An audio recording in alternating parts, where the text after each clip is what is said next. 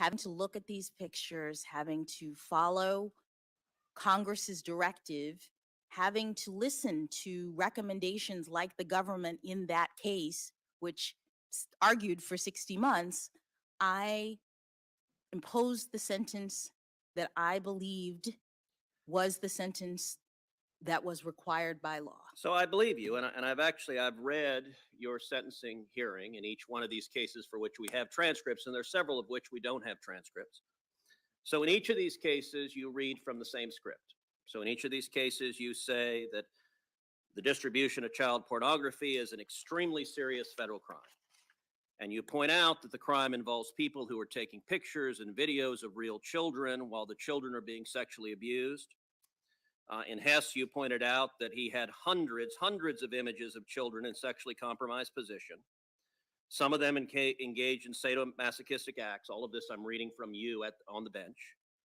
And most importantly, the children in these pictures are not knowing and willing participants in the degrading conduct that was being depicted.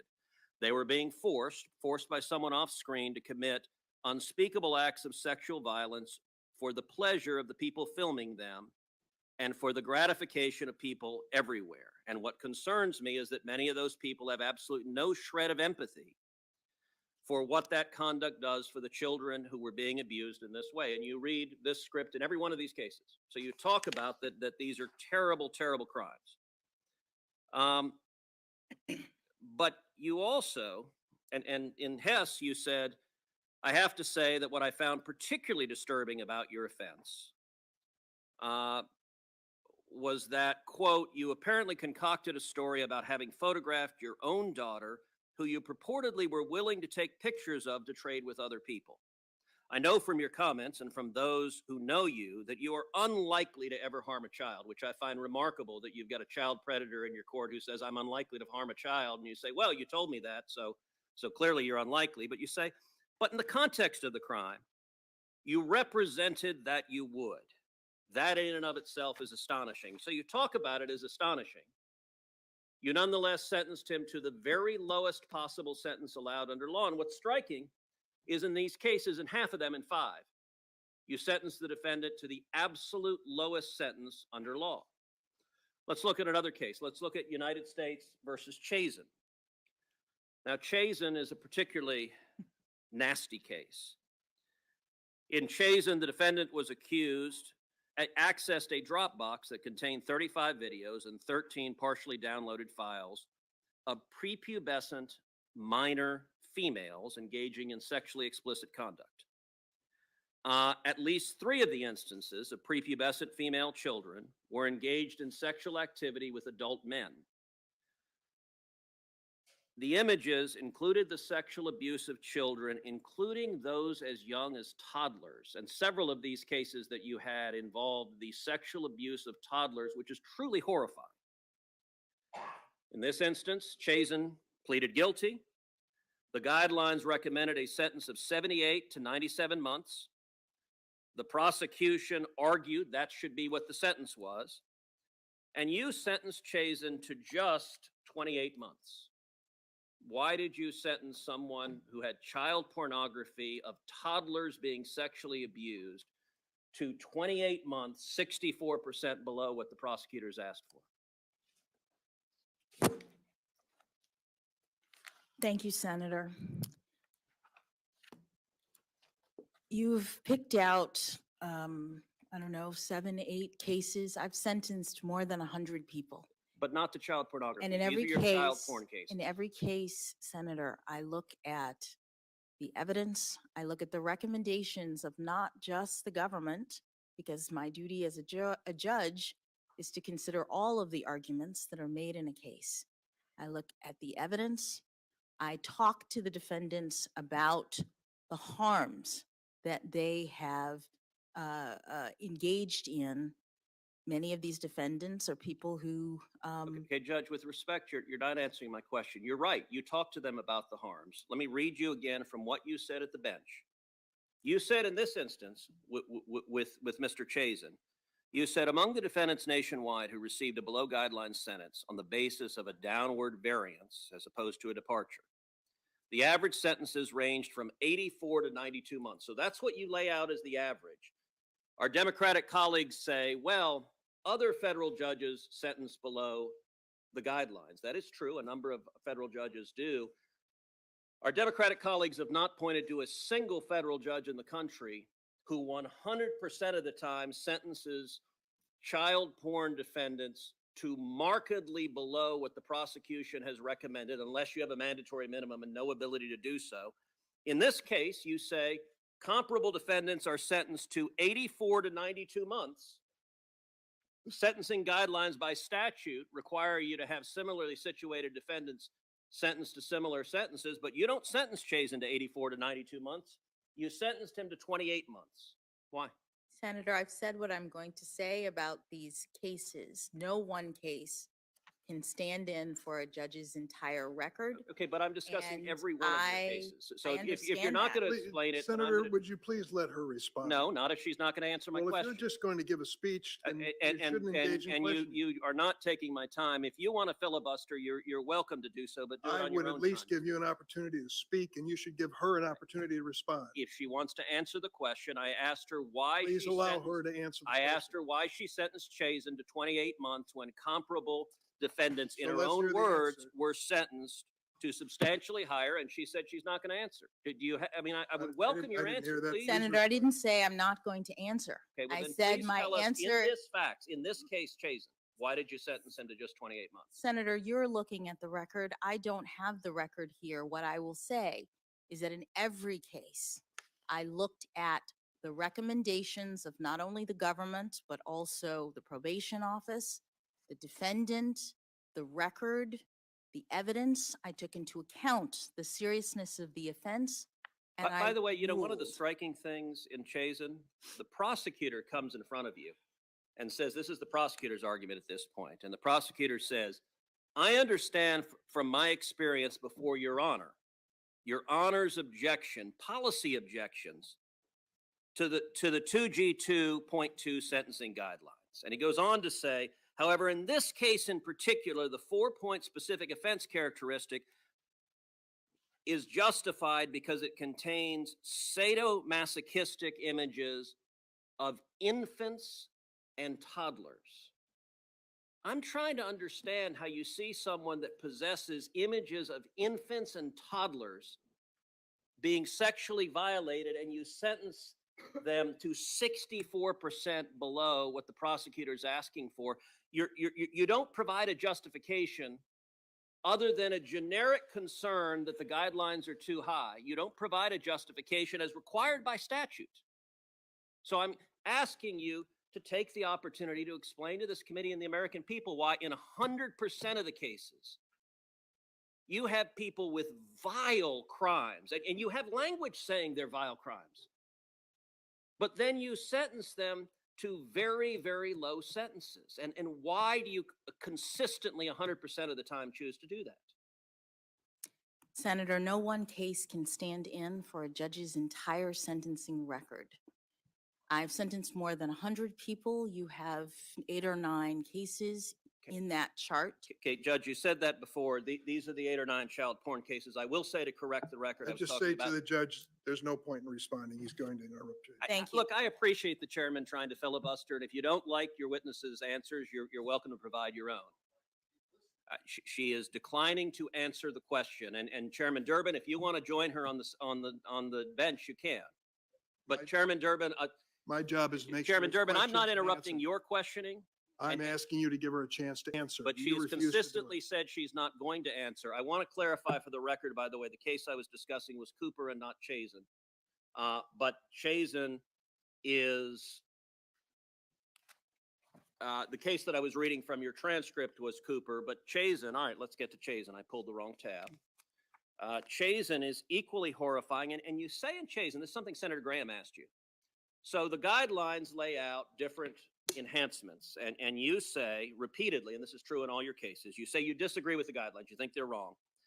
And the 2 guidelines you disagree with is, one, there's an enhancement for use of a computer, and you say the world has changed, and now all of these are on a computer. And I understand that. I don't agree with you, but I understand that. That is a understandable thing to say. But the second thing you say over and over again is there's an enhancement for the number of images.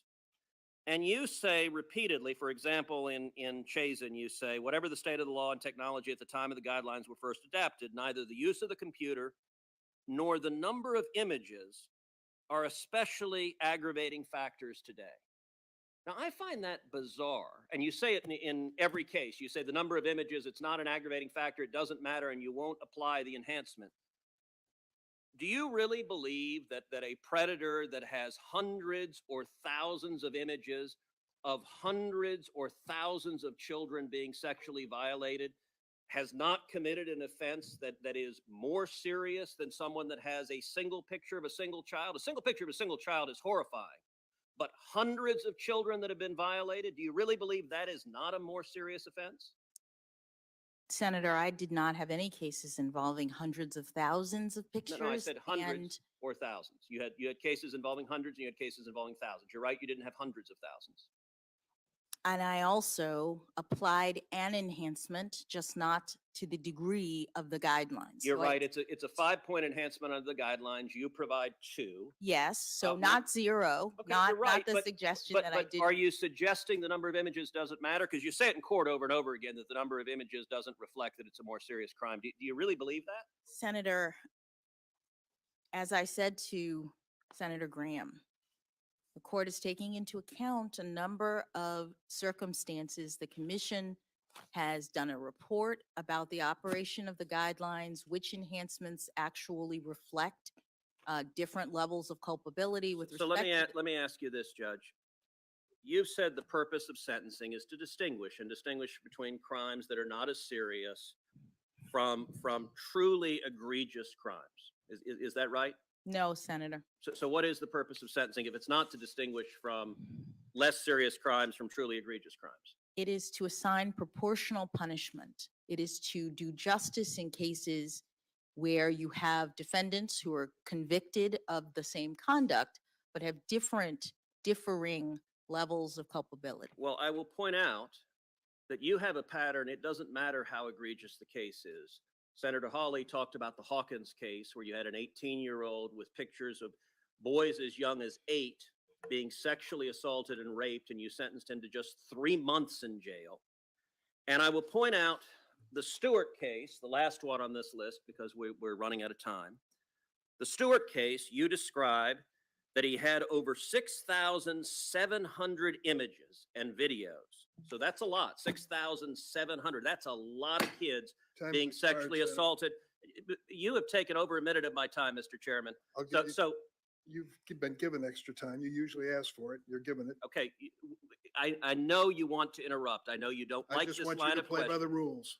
I know you like to interrupt, but I you've like you consumed a play by the substantial rules. question of my time of my questioning, and I'm going to ask my questions, and you can, if you Senator- want to testify, you're welcome to. Senator, Judge, you play by the same rules as in every the other Stu- senator. in the Stewart case, you said from the bench, thus, although this is not necessarily an atypical case, your child pornography possession crime was egregious in the court's view. Okay, so this is a bad one. If you're actually sentencing defendants, you said this was egregious. What did you sentence Stewart for? The guidelines said 97, 121 months. Prosecutor said 97 months. You said it's egregious. 6,700 images. You come in with 57 Time months. has expired. Why Senators did you use 2 sentence minutes him to over the just allotted. 57 months in the Stewart case? Do you want to address that? Because you're claiming it's cherry picking. In fact, you're welcome to explain any of these cases, but let's take the Stewart case. Senator Why Coons, did you sentence him for half the amount? you're not recognized, Senator. Senator If Coons, you don't want her to answer that question? you wouldn't allow her any. Mr. Chairman, she may answer the question. I've asked her why she sentenced Stewart You've an gone over the egregious, time, Senator, by 2 minutes. why and she, a half. because you've interrupted me for 2 minutes, Mr. Chairman. Will you allow her to answer the question, or do you not want the American people to hear why, with someone she described as an Well, egregious, There comes a point, Senator, where you get a little bit. Chairman Durbin, Yeah. will you allow her to answer the question? You won't allow her to answer. I will happily allow her to, the question is, Senator why Coons, you may Thank you, you proceed. sentenced Chairman. Stewart, an egregious child pornography possessor, So, to Judge Jackson. half of the amount Please, Senator. requested by the prosecutor? Please, Senator. Will you allow her to answer the question, Chairman Durbin? Senator Coons, Thank you. Why are you not allowing her to answer the question? There's You're not over the another time senator by here 2.5 that you've not allowed her to answer the question. you're finished. I'm not asking another question, but allow her to answer the question, Chairman Durbin. Thank you, Chairman Why Durbin. do you not want the American people to know what happened in the Stewart case or any of these cases? Chairman Durbin, I've never seen the chairman refuse to allow a witness to answer a question. You can bang it as loud as you want. Well, I can just tell you, at some point, you have to follow the rules. Okay, will you let her answer the question? You've been interrupting, and by the way, with Senator Graham, it went 10 minutes over. You've sure taken a did. big chunk of the time. Will you allow her to answer the question? You've given her. Why no are you afraid of her? opportunity to She's answer. welcome to answer it right now. Will you let her? Senator Coons, Will you let, so no, you don't want her to answer the question? Senator Coons. Will you let her answer Okay. the question? Chairman Durbin, Apparently, you Judge are Jessup. very afraid of the American people hearing the answer to that question. we here in the Senate, in this committee today, are in the middle of a policy fight. It's my understanding that across this nation, more than 70% of district court judges who impose sentences in cases such as the ones that have been so vigorously debated here depart downwards from the sentencing guidelines, from the requests of the prosecutors. And as you've explained repeatedly and in detail, that's because a sentencing judge is required to weigh a whole series of factors. How many opinions have you written as a judge, Your Honor? I've written at least 570 opinions, Senator. And in how many cases have you imposed sentences as a federal judge? More than 100 cases.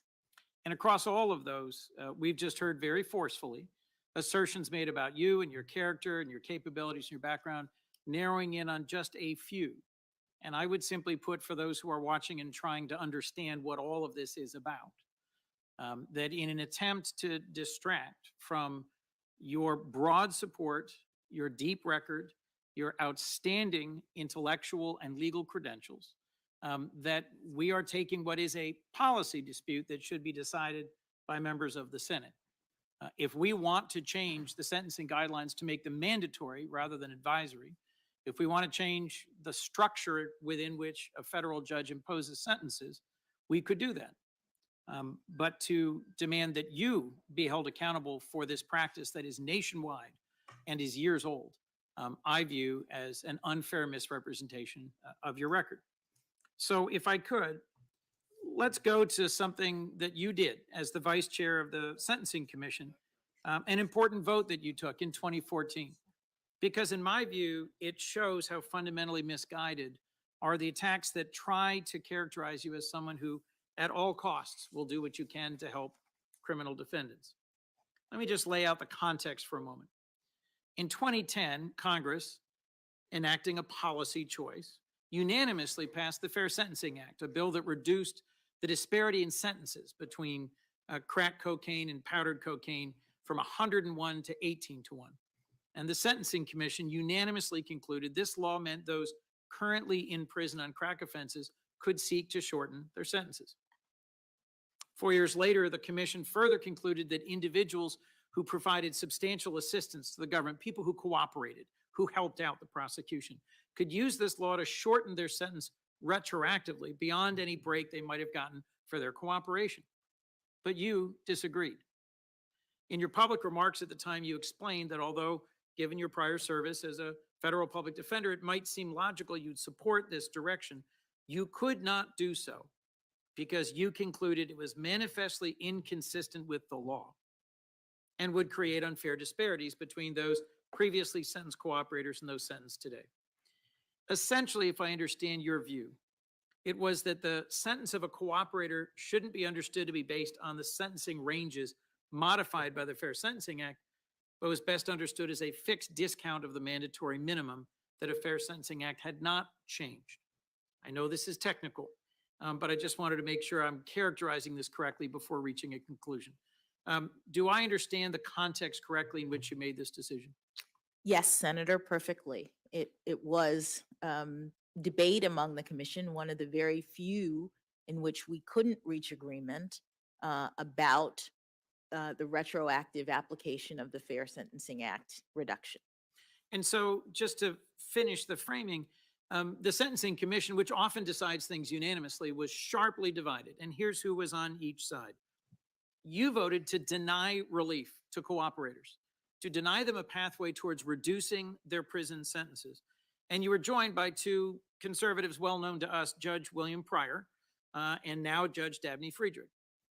And the three of you were outvoted by four commissioners, which included Judge Hinojosa, an individual nominated by President Reagan and described as a hard-nosed, no-nonsense judicial conservative, who was on the other side of the argument from you. So you've got four commissioners, including an outstanding conservative Reagan nominee, and they thought the law could be interpreted to give a break on sentencing. And you were on the other side of that argument. If, as someone has tried to paint you, you simply were determined to give every break you could to criminal defendants, all you had to do was join the majority and this would have passed. But that's not what you did. Help me understand why not. Thank you, Senator. As you say, this is a sort of technical kind of in the weeds discussion, but the top line is that when I looked at the issues and I looked at the law, it was my opinion that the law did not provide for the further reduction that was being considered. So across an incredibly broad range of sentences you've had to impose and cases on which you've had to opine, I'm picking this one in part because it's not getting any attention in this confirmation process. But for folks who'd like some insight into how you make decisions and how you explain those decisions, there's a video, it's publicly available, of your April 2014 of the public meeting of the Sentencing Commission where you laid out your position. So I encourage folks to just watch that. And they'll see a jurist who understands that her commitment above all is to determine what the law requires and then follow it. In my view, that's an individual who belongs on the Supreme Court. By the way, your position that the law required that there not be further breaks given in this context ultimately won the day. My colleague from New Jersey made a point of mentioning a relevant case, United States versus Booker, yesterday. I have to say that in this case, it was decided in Coons versus United States with a K, not a C. Look, we all have our judicial record from which we work. But the Supreme Court ruled for exactly the same reasons you did in this argument that was made public. So I just think, Your Honor, this is an example of you looking hard at the law, making a tough decision, ultimately being vindicated in that decision, but taking a position that is not the caricature that's been proffered by some of you. Yesterday, I ran through a number of the letters and statements that debunk some of the attacks that have been levied based on a handful of sentencing decisions. There was the National Review piece by a conservative former prosecutor who calls out the smear on your sentencing practices in cases involving child pornography. The statement by the Fraternal Order of Police and the International Association of Chiefs of Police endorsing your even-handed and judicious approach to the law. The glowing letter from 24 prominent conservative attorneys and the resounding recommendation we heard in person from Judge Griffith. There's also been received here a letter from a number of retired federal judges, including two Republican nominees, rejecting this mischaracterization of your sentencing record. As I've said, this is a policy dispute that we should be deciding, not an appropriate basis on which to mischaracterize your record or your character. We have letters from the National Coalition of Domestic Violence, in addition to these law enforcement leaders, from survivors, advocates, crime victims.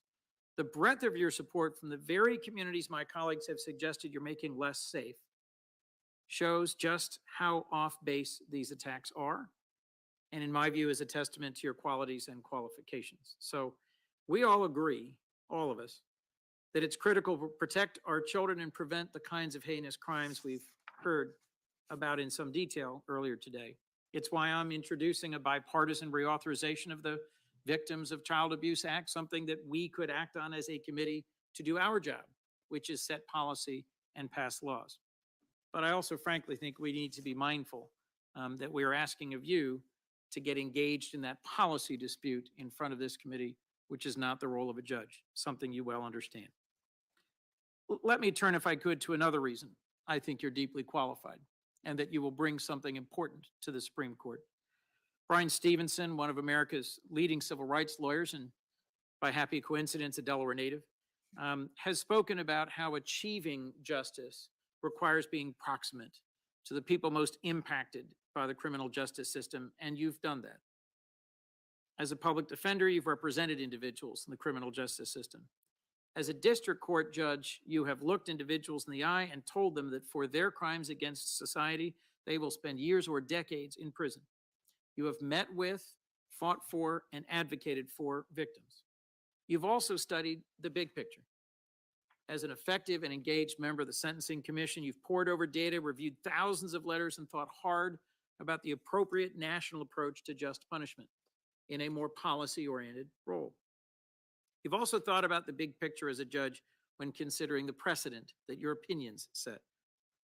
I'd be interested briefly in how your experience on the Sentencing Commission shaped your approach as a district court judge and how the interplay of all these factors might shape or contribute to your decisions as a Supreme Court justice. Thank you, Senator. One of the things district judges, sentencing judges often say when asked about the task is that sentencing is the hardest thing that a judge has to do. And it's in part for the reasons that you have articulated, that it's one thing to understand the law, to read it in a book. It's one thing to look at data and numbers and make policy based on that. It's quite another to have someone in the courtroom, whether as a victim of crime or a defendant who's perpetrated a crime, and have to decide how to proceed and pronounce a sentence on that individual. The work that I did on the Sentencing Commission, which was prior to my becoming a district judge, I think enabled me to understand unwarranted sentencing disparities, to understand some of the policy reasons behind the guidelines, and to make the kinds of evaluations that the law now requires since the guidelines are no longer mandatory. And I felt better in a sense about the task of calculating the guidelines, which is what courts have to do at the beginning of a sentence. They can be a little complex, and having been on the Sentencing Commission, I think that helped. And some of these cases do make their way to the Supreme Court. So I think that I am prepared to handle the cases that involve sentencing that do go to the court. In preparing for this confirmation, I went back and read a lecture you gave, but it was later published in the Harvard Law Review about the balance, the challenge of sentencing, about that moment. I had the joy, the blessing of clerking for a judge on the Third Circuit. My legal skills and talents did not allow me the opportunity to clerk for the Supreme Court as you did, and also the district court and also the circuit court. But I clerked for a judge who I first met when she was a district court judge and imposing a sentence on someone who was a crack dealer. And she did a remarkable job of speaking to the victims, speaking to the community, speaking to the prosecutor and the defense attorney, and then speaking directly to the defendant in imposing a very long sentence. And as I got to know her later, I recognized that, as a member of our community and as someone who saw the importance of that moment, that public moment of helping the defendant understand what they'd done so that they might somehow change, but also helping the victims understand what had happened, that she took that very seriously, incredibly seriously. In the Harvard Law Review publication of your remarks, you said that you're persuaded by the theories of punishment that accept all human beings are responsible moral agents, and you view punishment as a necessary consequence of the defendant's decision to engage in criminal behavior. You also went on to say that the challenge is balancing the acknowledgement all of us are more than just the worst thing we've ever done, but there is a need to ensure the defendant is adequately addressed and punished. What I think you say in that lecture, what you've shown across the arc of your public service, reveals someone who understands the appropriate need for punishment in our society, but who is also striving to follow the balance of recommendations, guidelines, statute, and the context and facts. And I trust that as members of this committee and the Senate as a whole and the general public take the time, which they should do, to give a fair reading to the whole scope and arc and reach of your service, that they'll see you as someone who cares deeply about our Constitution and the rights that make us free, as you said in your opening statement. Your career in the law, your service on the bench, your thoughtful responses to questions put to you, the way you've maintained your composure, all impress me. As I mentioned, I don't think labels such as a judicial philosophy are always that meaningful or dispositive. I think in your case, a deep admiration for the Constitution and an understanding that the role of a judge is a limited one are critical and qualifying. You opened yesterday by referencing how your parents were educated in racially segregated schools in Florida, but how you, just one generation later, were raised in integrated schools and had far greater opportunities to put your evident God-given talents to work in service to our nation. You cited this one generation change as an example of the greatness of America. Of course, the Supreme Court played a central role in more correctly interpreting the Constitution and applying it in a manner that allowed this reversal of unjust law to occur. I think the experiences of your own family and your connection to the experiences of trailblazers who came before you, on whose shoulders you stand, has meaningfully shaped what kind of a justice you will be. I think you know in your bones how important our Constitution and the rule of law is. And I think as someone who served on the Sentencing Commission, a public defender on the trial court, and appellate court judge, you have the ability to see across the whole scope and reach of how the law impacts families, communities, and our nation. Last, in some ways, I think most importantly, I've learned that as a person and a judge, you have humility.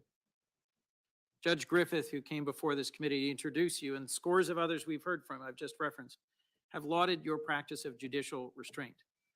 And you've said a core component of your philosophy is your understanding that the judge's role is a limited one.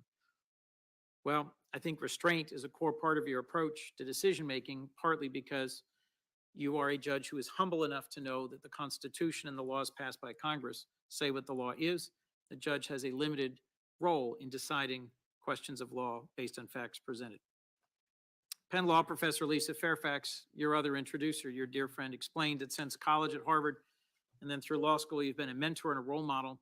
She praised your warmth and intelligence, your devotion to friends and family, but she also mentioned your humility.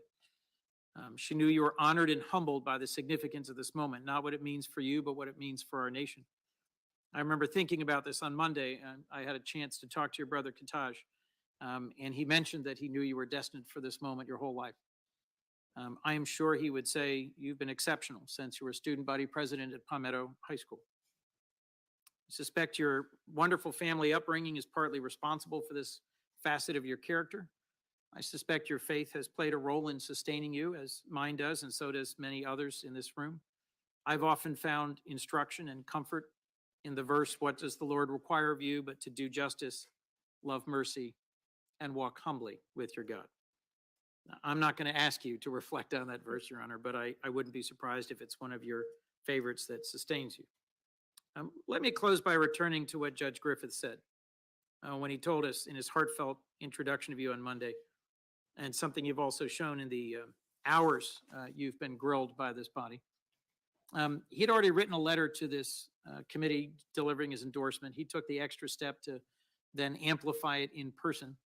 And he did so because of confidence in you and because he was delivering a message to us as a committee that Supreme Court confirmations should be more than just exercises in partisan tribalism.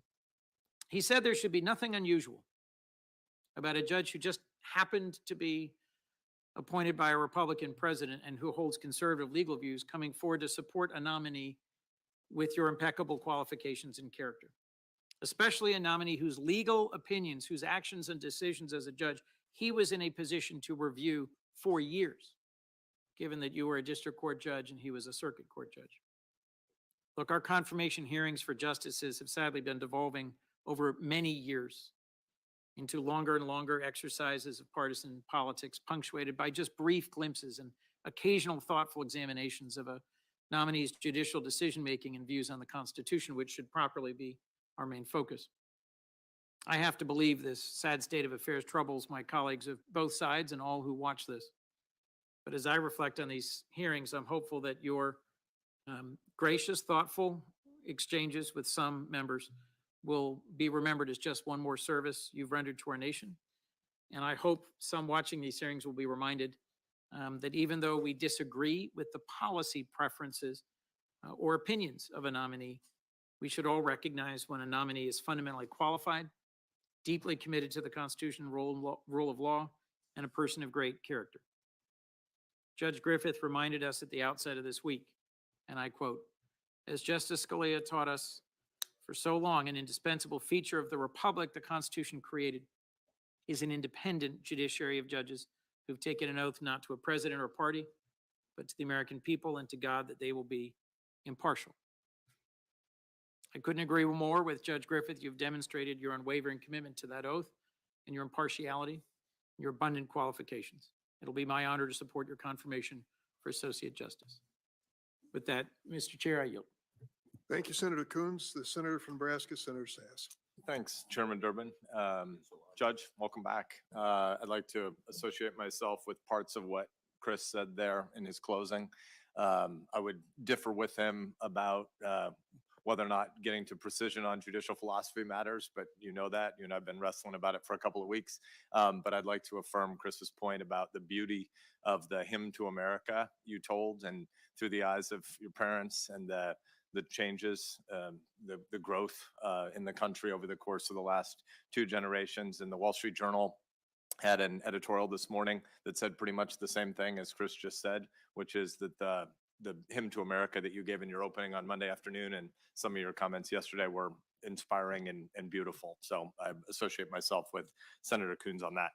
I'd like to talk a little bit about your time as a judge and particularly how you see development and growth and change over that time. So take us back 9 years and then maybe 5 years ago and then today. How has your approach to being a judge changed from year 1 to year 5 to today? Thank you, Senator. I do think there was a little bit of growth. I hope there was a little bit of growth. Certainly in year 1 and year 5, I was still a district judge, and both of those years differed dramatically from my work as an appellate judge, which is where I'm currently stationed. In every job in year 1, you're new, you're trying to figure things out. I don't know that I had quite pinned down at the very beginning exactly how I would approach cases, but by the time I got to year 5, I think I had a really good sense of this judging thing and was able to demonstrate in my opinions, the many, many opinions that I've written, the way in which I go about making my decisions. I was able to demonstrate clearly, I think, that the particular parties in the case, the issues in the case, what it's about from a standpoint of personal preference is not an issue. I'm setting those things aside. I am ruling from a position of neutrality and trying to determine in every case what the law requires. I am looking at only the facts and the law in the case. I'm evaluating the arguments of the parties, and if it's statutory interpretation, I'm trying to ascertain what Congress has intended. I am committed, I think my record shows, to the understanding that that is the role and the only appropriate role for a judge. I'd like to talk a little bit about the troubling pattern we see on law school campuses and across higher education more broadly, especially in the last 5 years. There's obviously a trend toward shouting down and canceling opinions that are outside the left-leaning mainstream, calls for firing professors, canceling professors, shouting down and sometimes threatening speakers who bring diverse opinions, calls to discipline fellow students. These tactics are increasingly commonplace, particularly against conservative speakers and professors and students, but also increasingly against traditional liberals. I'm a former college president, and one of the sort of oddities that doesn't fit inside the tribalism of how a lot of times media covers things in DC. One of the oddities for me is how often I have liberal professors reaching out to me saying that their experience on campus is becoming much less interesting, that the divide on American political campuses is less and less conservative policy leaning versus liberal or progressive policy leaning, but more and more liberal versus illiberal. And I think these campaigns are obviously deeply problematic. They shut down debate rather than teaching students how to engage ideas that they might not have encountered before, which is also a pretty decent definition of education. If you already knew everything before you ever encountered a new idea, you wouldn't need to write checks or take time off of productive life. So there's obviously a tendency in response for students to self-censor rather than learn from each other. And this robs students of the chance to engage with ideas from across the political spectrum. But in particular, in law schools, it robs students of the opportunity to learn how to consider an alternate position and argue a different point of view than they might have had. So given that you're a debate champion in earlier days as well, I'd like to ask if you agree that law students should be engaging with ideas from across the political spectrum, even those they disagree with, rather than trying to shun those different ideas. Thank you, Senator.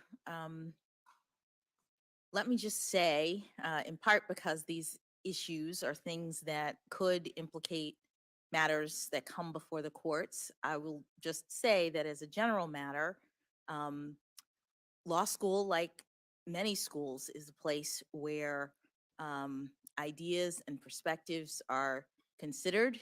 And in the law, as I've said, it's important for the judge who's making the decision to have different arguments. And so one of the things that traditionally happens in law schools is that you are trained in law to make arguments that are at times not even the arguments that you personally agree with, because the understanding is that in litigation, in disputes that come before the court is going to want to hear from different viewpoints. So in that sense, the essence of legal instruction is to have different arguments being made, because that models in great part what happens in a courtroom. I really am not trying to ask any kind of gotcha question here. I Yes. suspect we highly agree, so I don't understand the qualification you put at the beginning. There's no sort of second order fork on my question. It is better to debate ideas that you disagree with than shout them down, isn't it? It is better in law schools to make sure that there are ideas from all perspectives, and in order to have that happen, they can't be suppressed. So you don't want students shouting down other students or visiting professors, right? I mean, I'm honestly, I didn't think there was any chance we would differ on this. So I'm not, Yes, no, I'm not. Okay, I'm not suggesting you're that we do against differ. canceling people, I assume. I'm not. I'm not suggesting that we differ. What I'm saying is that these issues about speech on campus and the like are the kinds of things that are issues that are working their way, in different formats and different ways through the courts. And so I'm just being careful in terms of Gotcha. my answers. Okay, I'm trying to lead you because I want to, because I think American civic health will be better off. You're going to be a hero. You are already a hero to lots and lots of kids, students, maybe some bound for the law, but more broadly, students across the country. And I think it's in America's public interest for them to hear you as an advocate for the full, vigorous, strong kid debate of different views. And so I suspect you are an advocate for vigorous and robust debate. I don't see how you might be constrained against saying that because of future cases, but I'm going to just assume we're mostly aligned on this. I think that's a fair assumption. Thank you. I do want to make, before I move on, just because we've had a number of members of this committee comment on cameras in the court. I've made my position on this clear a lot of times, but if I can give a tiny bit of friend of the court brief in advance, because I think when you're on the court and you all continue to debate this issue, I think it should be a decision for the Supreme Court to make about whether or not there are cameras in the courtroom, not a decision for the Article 1 branch to make for Article 3. But I think it's incredibly important for us to recognize, because I think I differ from a lot of my colleagues on this who are advocates for cameras in the courtroom. I get their position. That transparency is a virtue. Transparency is a good thing. I also believe that pen and pad can facilitate a whole heck of a lot of transparency just fine. And it's healthy for Americans to recognize the second and third and fourth order effects of cameras. A huge part of why this institution doesn't work well is because we have cameras everywhere. Cameras change human behavior. We know this. You don't have the same kinds of conversation over the dinner table with your family when you're wrestling through issues and apologizing for something and saying, I said this before, but maybe I should modify what I said. My tone was jerky. My substance didn't account for your position. There's a whole bunch of things that humans can do if they're not immediately mindful of some distant camera audience that they might be trying to create a soundbite for. And Instagram can be useful for some small things, but for intellectual discourse, it is not a friend. And I think we should recognize that the jackassery we often see around here is partly because of people mugging for short-term camera opportunities. And it is definitely a second and third and fourth order effect that the court should think through before it has advocates in there who are not only trying to persuade you 9 justices, but also trying to get on cable that night or create a viral video. So for what it's worth, I hope that the court doesn't respond to some well-meaning impulses from the Congress to push for cameras in the courtroom, but also some bullying. And there are ways that you can get to a lot of transparency. Audio recordings are increasingly released from the Supreme Court in timelier fashion over the past few decades. So for what it's worth, I'm glad that you on the court are making that decision, and I hope it isn't made for you by the Congress. I want to go back to the legitimacy of the Supreme Court. That term has been used a few times over the last 3 days. Do you think the Supreme Court is legitimate? I do, Senator. And so some of the ways that the court has been derided and called illegitimate by members of the Senate include, over the course of recent days and weeks, quote, leans into extreme partisanship, leans into extremism, twists the law, threatens basic liberties, has been hijacked by Republicans. These kinds of attacks undermine the public's trust in the court. We need the public to believe in the legitimacy of its government, including all 3 branches. So I would ask you, do you agree with these characterizations of the court that have been levied in this room over the last few days? Senator, I have nothing but respect for my former judicial colleagues, my current judicial colleagues, and hopefully my future judicial colleagues. I do believe that we need legitimacy. I've said that that's the currency of the court, and I look forward, if I'm confirmed, to joining the institution. So do you think there could be any opinion that would be handed down this term that could undermine the legitimacy of the court? Senator, I think the Supreme Court makes its determinations, and all of them are precedents, and they are entitled to respect. I'd like to come back to our conversation from yesterday. You pointed out a number of times that as both a district and now a circuit court judge, you were constrained and bound by the Supreme Court's holdings. You mentioned a couple of times that you haven't had a chance to do much constitutional interpretation for yourself. I largely agree with the way you framed most of that for the lower courts, but I think you would also agree with me that the job of the Supreme Court justice is different than a district court judge, and in certain ways from a circuit judge as well. When you serve on the Supreme Court, you'll have to interpret what the Constitution means, and based on what you told us about the constrained role on the lower courts, lower court decisions would then not be able to answer how you would approach the new job you would have on that highest court. And so that's why I thought our conversation on judicial philosophy yesterday was somewhat helpful. I'm not a lawyer, but I think you took a lot of us to law school yesterday in ways that were helpful. And in particular, you walked us through some different schools of constitutional and statutory interpretation in ways that I think were good for the committee, were good for the court, and were good for the public more broadly. So I guess I would ask you if you could take us to law school one more time and walk us through some of the different approaches to substantive due process and unenumerated rights. What are the different ideas on the Supreme Court and in the broader legal community? Thank you, Senator. I am not mostly familiar with the Supreme Court's precedents in this area. It's been a while now that the Supreme Court has determined that the 14th Amendment, which guarantees due process, includes a substantive component in addition to procedure.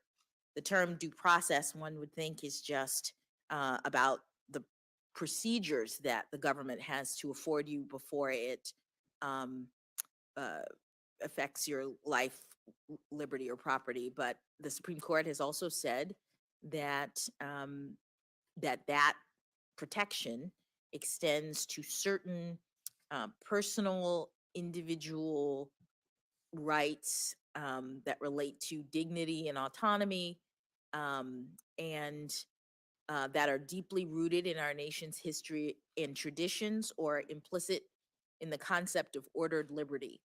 And the kinds of things the court has recognized pursuant to that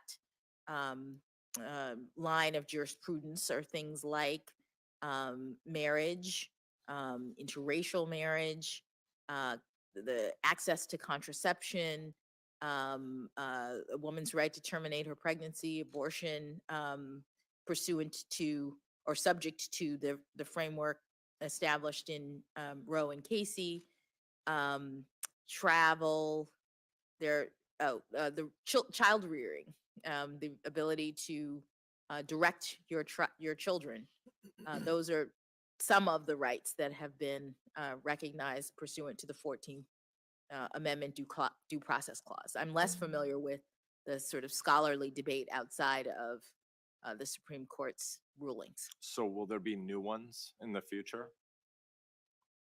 Senator, I am not able to forecast. In every case, the Supreme Court is looking at a particular set of circumstances consistent with the Article 3 requirement that the court look only at cases and controversies. So it would depend on what cases came before the court. So I think that gets at the challenge here that you and I have been going back and forth on over the course of a couple of weeks, because I get the modesty points about being on the district court, but it seems pretty important to understand what the limits might be as a justice. And so I think this morning, again, you stated that I think the quote was that your judicial philosophy is your methodology. But I think that a judicial philosophy of some kind is necessarily an input into your judicial methodology and into every justice's actual jurisprudence on the court. And that's why I think it's important for us to unpack that, because the philosophies that you've outlined for the committee, again, I think yesterday's back and forth that you and I had on Breyer v. Scalia is important, and you wouldn't claim any of those philosophies for yourself.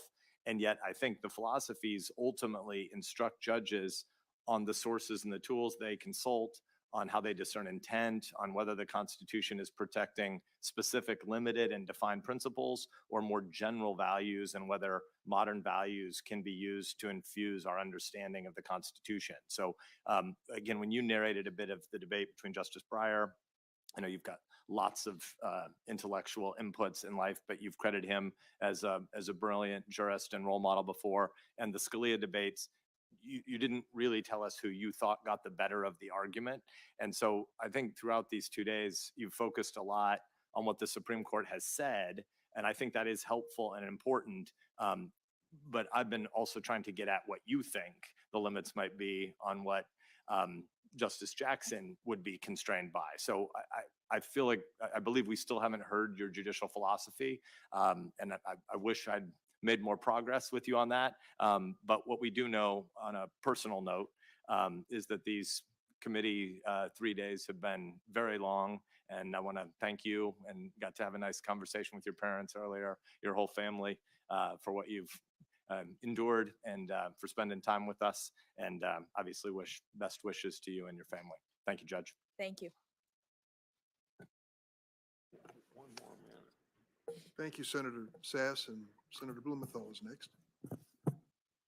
Thanks, Mr. Chairman. Good afternoon, Good afternoon. Judge Jackson. I know your birthday, September 14th. Yes, sir. You have the happy coincidence of a birthday with Constance Baker Motley, Yes, sir. who just happens to have been born in New Haven, Connecticut. Ah, And we're very proud that she is a daughter of New Haven and Connecticut. And she is one of my heroes as well. As you know about her, she was the first Black woman appointed to the federal bench. She is the first Black woman to have argued before the United States Supreme Court. In fact, her record before the court was 10 wins and 0 losses. She was very predominantly responsible for Brown versus Board of Education. Thurgood Marshall got most of the credit, but she did a lot of the work. Probably sounds familiar to you. So why don't you tell us, and maybe tell those folks, particularly women and girls who are watching or listening, why you said at the outset of the hearings here that she was one of those whose shoulders you stood upon as you came here today. thank you, Senator.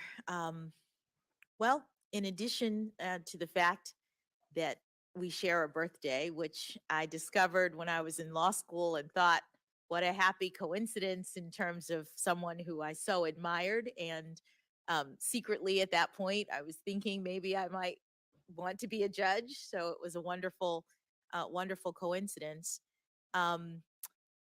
I so admired the fact that she was the first. It's not necessarily easy to be the first, but it is an opportunity to show other people what is possible. When you're the first, it means no one has ever done it before like you, and there may be hundreds, thousands of people who might have wanted that opportunity and thought, I can't do that because there's no one there like me.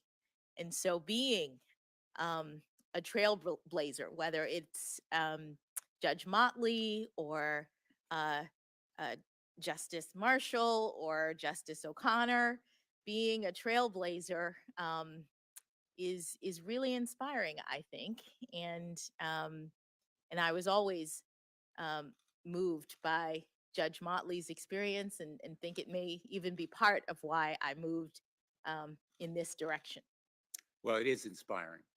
And I hope that your very inspiring story will make it possible for a lot of others to think it not secretly, but say it out loud and aspire to it, because it's what this country needs. And fortunately, President Biden has recognized it in the nominees that he's put before us. And we've tried to work with the great leadership of Senator Durbin to confirm people of real merit, the kind of qualifications in intellect and character and depth and warmth that you bring to us today.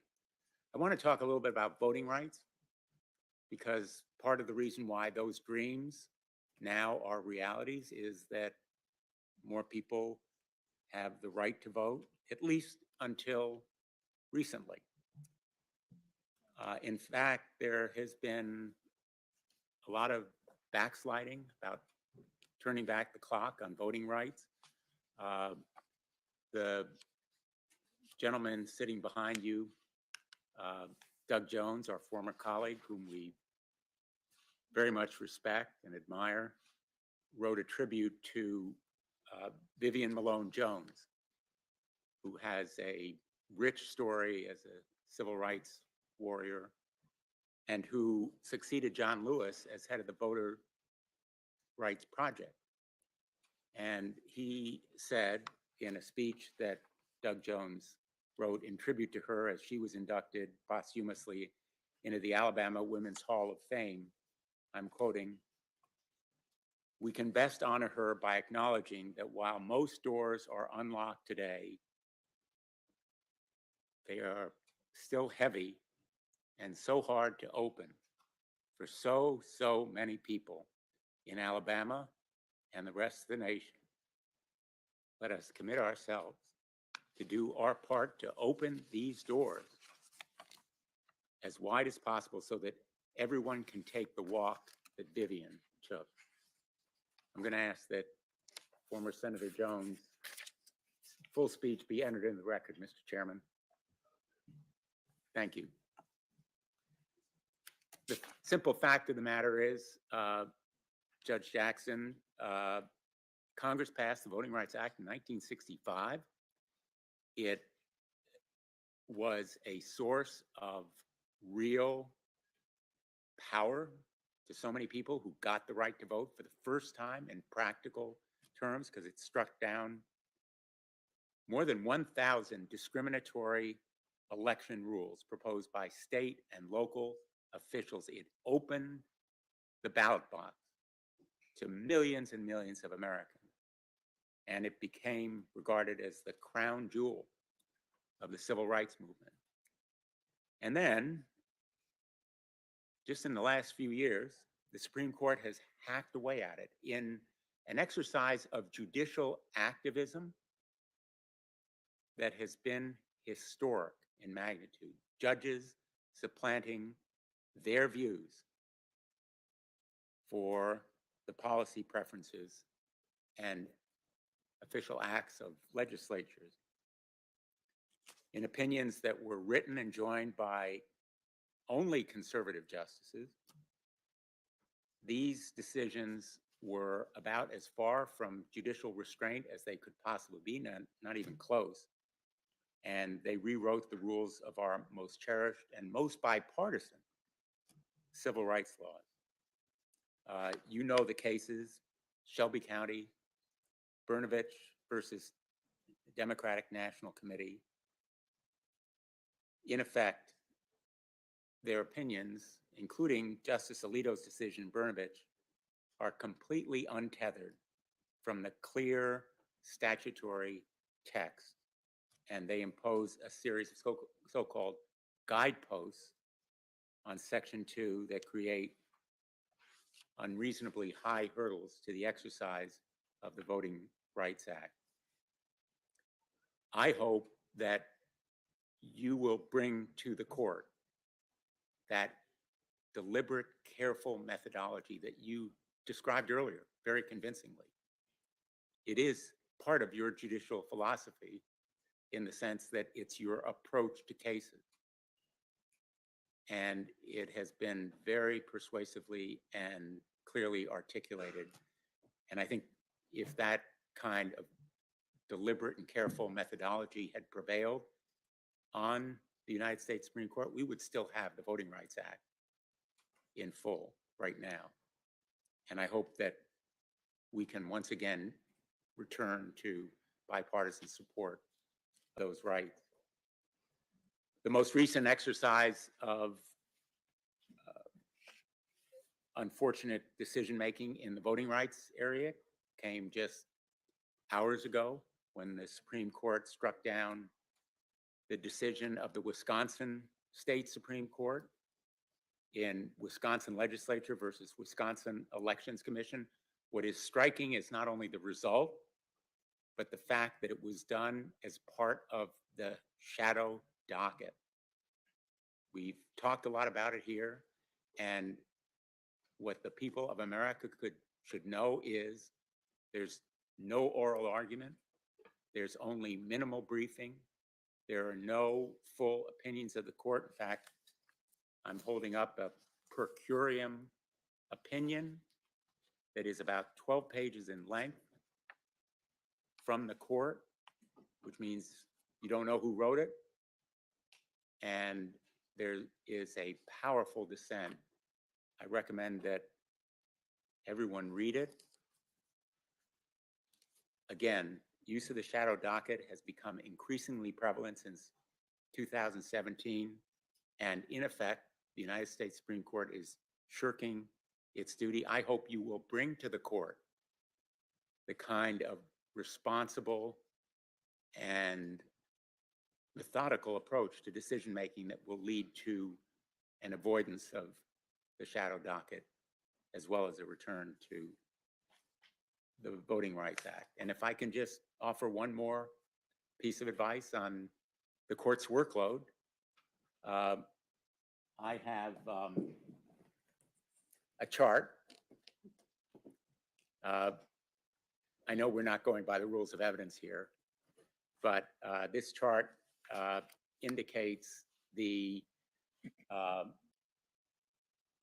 signed decisions of the United States Supreme Court over a good part of its history. And I think the pattern here is pretty clear. The court issues fewer signed opinions. In fact, it has declined precipitously since 1972. This little blip at the end here is an increase from 53 to 57, but you can see it's only a fraction of what the court used to do in signed opinions. Even from the time when I was a law clerk, it's diminished profoundly. The Supreme Court needs to do its job. It needs to issue signed opinions, not the shadow docket. It needs to take cases and resolve real, fundamental, important issues. And taking your record, 573 opinions over 9 years. I'm not a math major, but that's about 64 opinions a year. That's a lot more than they do, all 9 of them. So I hope you will bring the energy that you have demonstrated in this room, the energy and the work ethic, to the United States Supreme Court, because clearly you have both.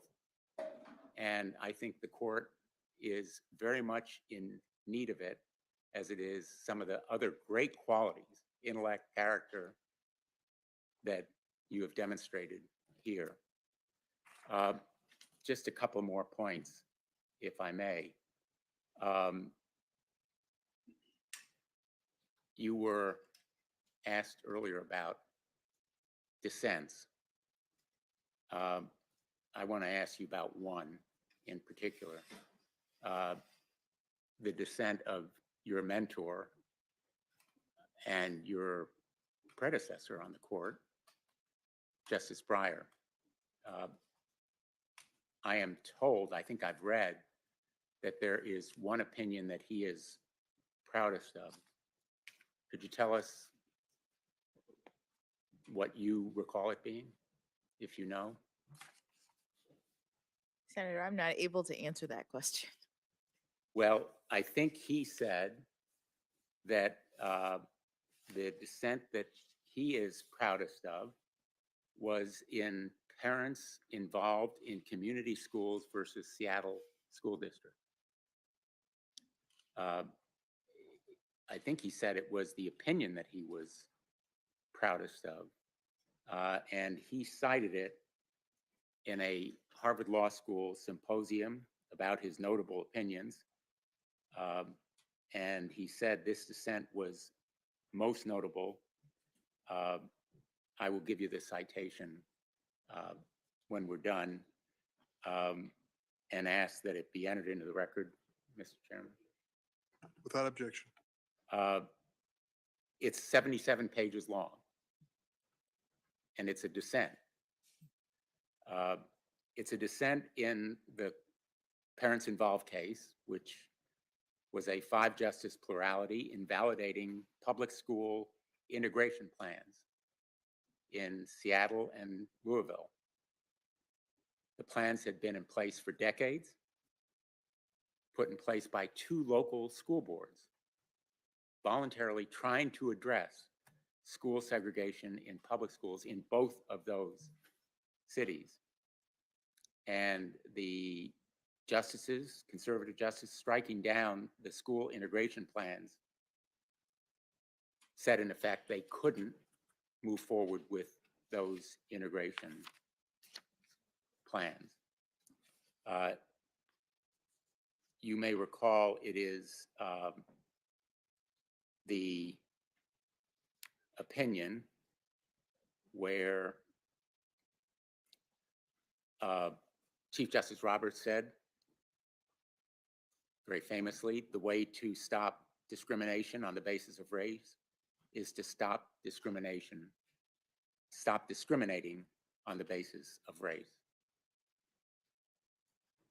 Justice Breyer, in dissent, which reminded me of a lot of what you've said here this week, wrote, quote, "I do not claim to know how best to stop harmful discrimination, how best to create a society that includes all Americans, how best to overcome our serious problems of increasing de facto segregation.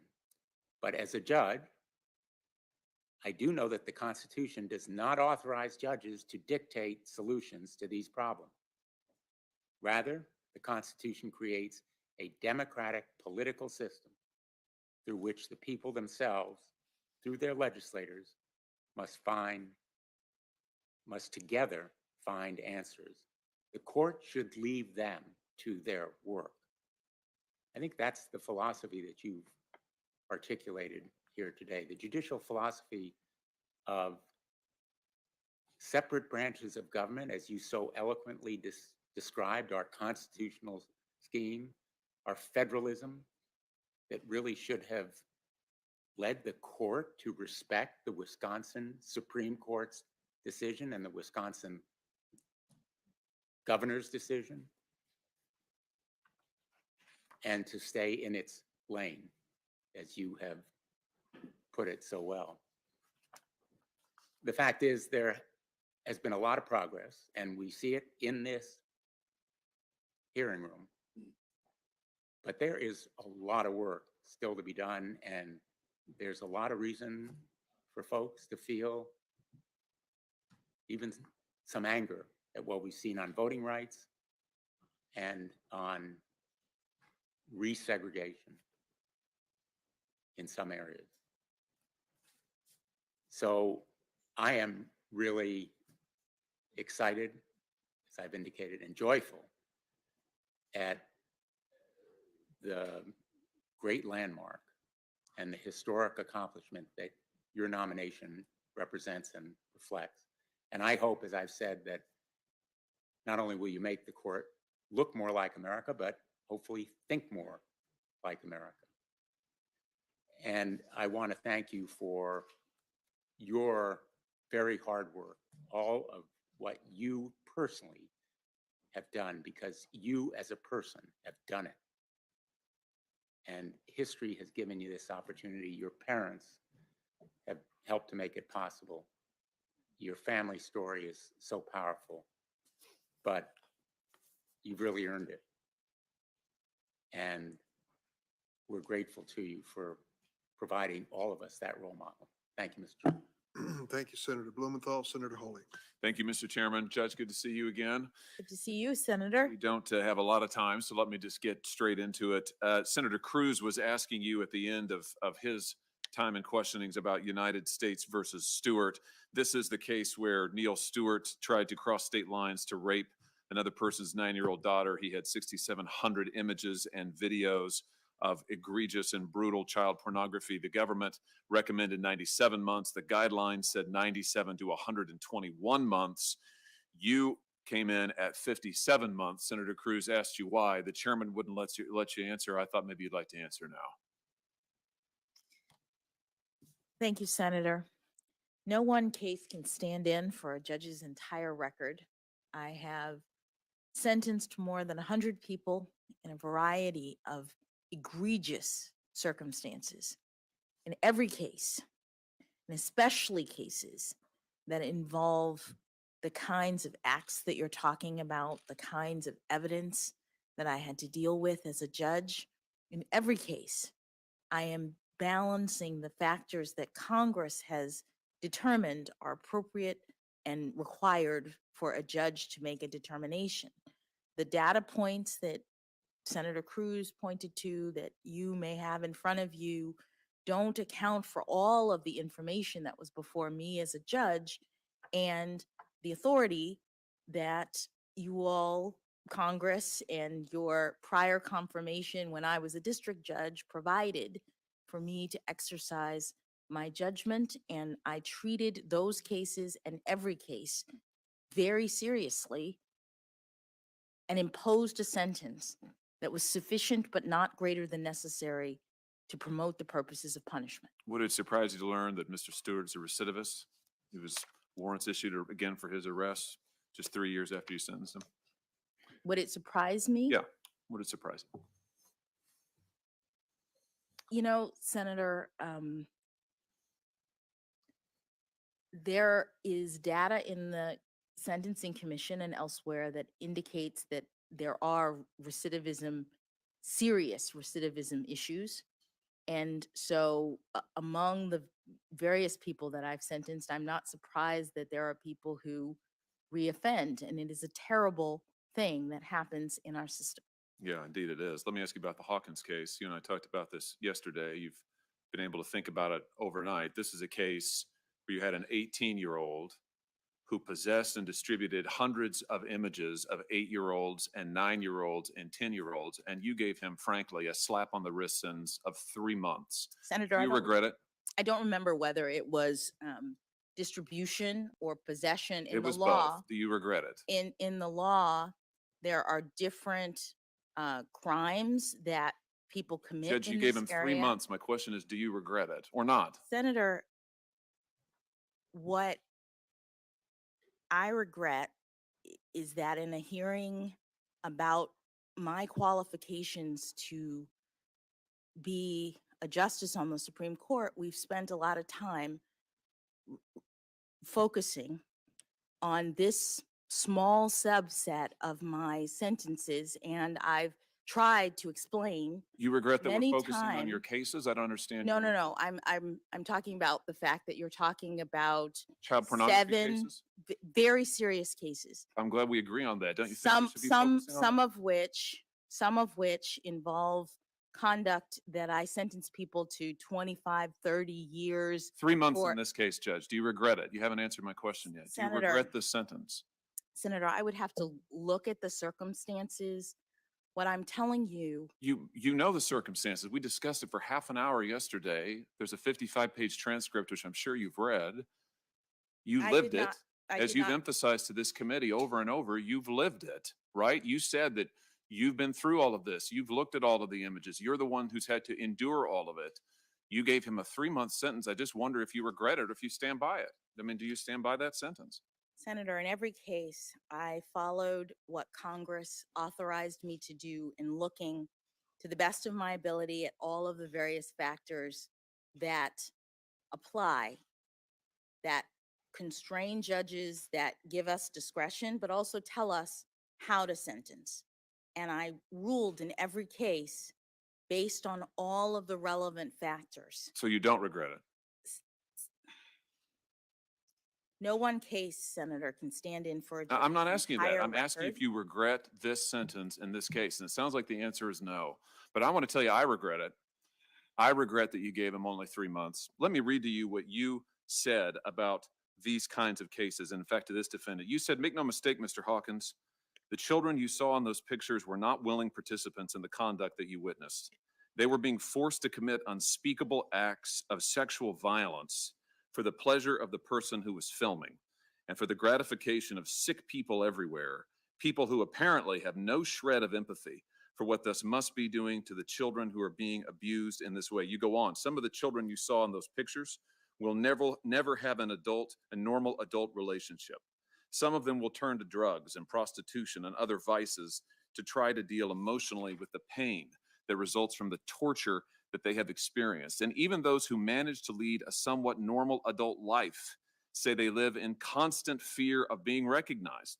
Some people are even unable to leave their houses because once those pictures are on the internet, they are there forever. And the victims can't do anything without worrying that every person that they meet has seen them in their most vulnerable state at the most horrible time in their lives. That's your words, pages 34 and 35 of the transcript. Powerful words, Judge. I just don't understand why, after saying this and believing this, you could give this guy 3 months in prison when the probation office that we've heard so much about recommended 18 months. Even the probation office recommended 18 months. Do you have anything to add? No, Senator. Let me ask you about your policy of not giving enhancements when there are prepubescent children, like there were in the Hawkins case, who are 8, 9, 10 years old, when there are prepubescent children involved. I'm just struggling to understand this. You said it in Hawkins. You said that you weren't going to give him an enhancement. You weren't going to make his sentence any tougher, despite the fact that we had all of these terrible videos that you and I talked about at length yesterday. This is page 38 of the transcript, just so that we're all following along. You said, in your case, I don't feel that it is appropriate necessarily to increase the penalty on the basis of your use of a computer, and we've talked about that, or the number of images or prepubescent victims as the guidelines require, because these circumstances exist in many cases, if not most, and they don't signal an especially heinous or egregious child pornography offense. You said the same thing in the Cooper case just last year. This was an individual, Cooper, who was 30 years old at the time of his sentencing. He pleaded guilty to distributing child pornography. He posted between 3 and 4 dozen images of child exploitation to Tumblr, where it could be accessed publicly. The government said, and I'll quote from the transcript in that case, page 37, when his devices were found, including the computer, within the computer and on an untitled folder were many, many, many videos. The nature of these videos went well beyond mere child pornography. The government says, I don't mean to make light of the content of any child pornography, but rather to say that the content of those videos is on the more egregious or extreme spectrum of the child pornography videos that are encountered in these cases. And yet, when you sentenced him, you said, I'm quoting now from the transcript in Cooper, I'm really reluctant to get into the nature of the porn. And then later, it's very difficult to assess how different Mr. Cooper's images are than those of other similarly situated child pornography defendants, such that I, without going into looking at them, and I'm not an expert, you say. So you say, while I understand the government's arguments, Mr. Miranda, the government's arguments in that regard, I don't find them persuasive from the standpoint of characterizing this as an especially egregious child pornography offense. Help me understand this, Judge. Why is it that what's your policy disagreement with the guidelines treating images, videos, pornographic images that have small children, infants, 7, 8, 9-year-olds? Why won't you give an enhancement for those? Help me understand that. Thank you, Senator. I'll make 2 responses. First, that's not my policy disagreement. I don't know why you've characterized that in that way. Well, wait a minute. You say right here in the cases. I mean, this is what I want to make sure that we're talking about the same thing here. This, in the Hawkins case, I don't feel that it's appropriate necessarily to increase the penalty on the basis of your use of a computer or the number of images or prepubescent victims. And you say the same thing in Cooper. Senator, 2 observations. 1, I am sentencing in every case. I have policy disagreements with certain aspects of the operation of the guidelines that I lay out in every case as Congress has required and as the Supreme Court permits, in light of my experience, not only as a district judge, but also on the Sentencing Commission, which did a report about the operation of the guidelines. Second, you've read extensively from the government's argument in this case. You have not provided information from the probation office or the defense. And when I a don't have the judge- probation office report. No, excuse me, Senator. The probation office provides a recommendation. There has been information gathered about what a recommendation was given in each one of these cases. I don't have that information here, but what I'm saying is that in every case, the judge is not just hearing from the government. The judge is not just evaluating what the government says in these cases. In every criminal case, a judge has to take into account all sorts of factors, including arguments being made by the defendant, by the government, by the probation office.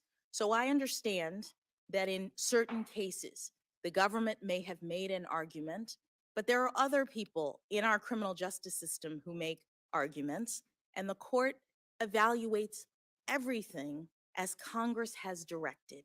And no one case can stand in for my entire record of how I deal with criminal cases, or did when I was a district judge. I have law enforcement in my family. I am a mother who has daughters who took these cases home with me at night because they are so graphic in terms of the kinds of images that you are describing. They give you not only the actual videos, which you can ask to see, but they describe in the briefs in detail what these videos show. So I am fully aware of the seriousness of this offense and also my obligation to take into account all of the various aspects of the crime as Congress has required me to do, and I made a determination seriously in each case. What I'm trying to understand is, why is it that you say multiple times that just because there are prepubescent victims in Cooper, in Hawkins, that does not signal that this is a heinous or egregious child pornography offense, and you're not going to apply any sentencing enhancements that the government's asking you for? The sentence gets to be less because you say, I'm not going to apply. The government asked for enhancements related to prepubescent children, related to the nature of these images. You say, I'm not going to apply it. But I get what you're telling me is, I guess, that you don't have a policy objection. I mean, why didn't you apply the enhancements as they were asked for? Senator, I've answered this question many times from many senators who've asked me, so I'll stand on what I've already said. So you have nothing to add about why these crimes, why these images, in your view, do not signal an especially heinous or egregious child pornography offense. That's Hawkins. You say in Cooper, I understand the government's argument, but I don't find them persuasive, the fact that there were prepubescent children, from the standpoint of characterizing this as an especially egregious child pornography offense. That's page 58. Let me ask you this. You said to Senator Graham earlier today that you were trying to do what's rational, and you didn't in sentencing in these cases, and you didn't think it was rational to sentence people who had thousands of images by using a computer to the sentencing guidelines, to the mandatory range. I'm sorry, it's not mandatory, to the no longer mandatory range, the discretionary range. No, Senator, I said the guidelines system is designed to be rational. Okay, so let me ask you this. Why isn't it rational to sentence people who have thousands of images on a computer to more time, as opposed to somebody who has one or two pictures in the mail? In other words, the more images there are, why wouldn't you want to sentence that person to more time rather than less? Why isn't that rational? Senator, I've answered this question and I'll stand on what I already answered. So, but your answer is what? I mean, refresh my memory. Senator, I've answered this question. I've explained how the guidelines work, and I'll stand on my answer. But the guidelines are not mandatory. I wish they were, but they're not. The Supreme Court made that determination. I'm trying to understand why you think it's rational not to sentence criminals based on the number of images they have. You say that this is a policy disagreement that you have with the guidelines. This gets to the core of your judicial philosophy. You served on the Sentencing Commission, where you recommended changes to the guidelines based in part on this policy disagreement. So I think it's relevant and indeed vital. We understand what the policy disagreement is. That's what I'm trying to get at here. Senator, I previously explained what the policy disagreement is, and I will stand on my answer. So you're not going to answer my question. No, I've answered your question, and my answer You is haven't I've answered my question. I'm explained- sitting here asking you and you're declining to answer. I've explained how the guidelines work. I've explained that the guidelines were developed at a time in which the commission of this crime was different than it is today. I've explained that Congress has not intervened to revise or direct the commission around how to deal with the changes in the commission of this crime. And so judges all over the country are grappling with how to apply this guideline under these circumstances. And there's an extreme amount of disparity. And in each case, a judge has to look at all of the factors, not just the guidelines, not just what the government asks for, but the recommendations of the probation office, the arguments of the government and the defense, the nature and circumstances of the offense, the history and characteristics of the defendant, the need for the sentence imposed to promote the purposes of punishment, which include things like rehabilitation.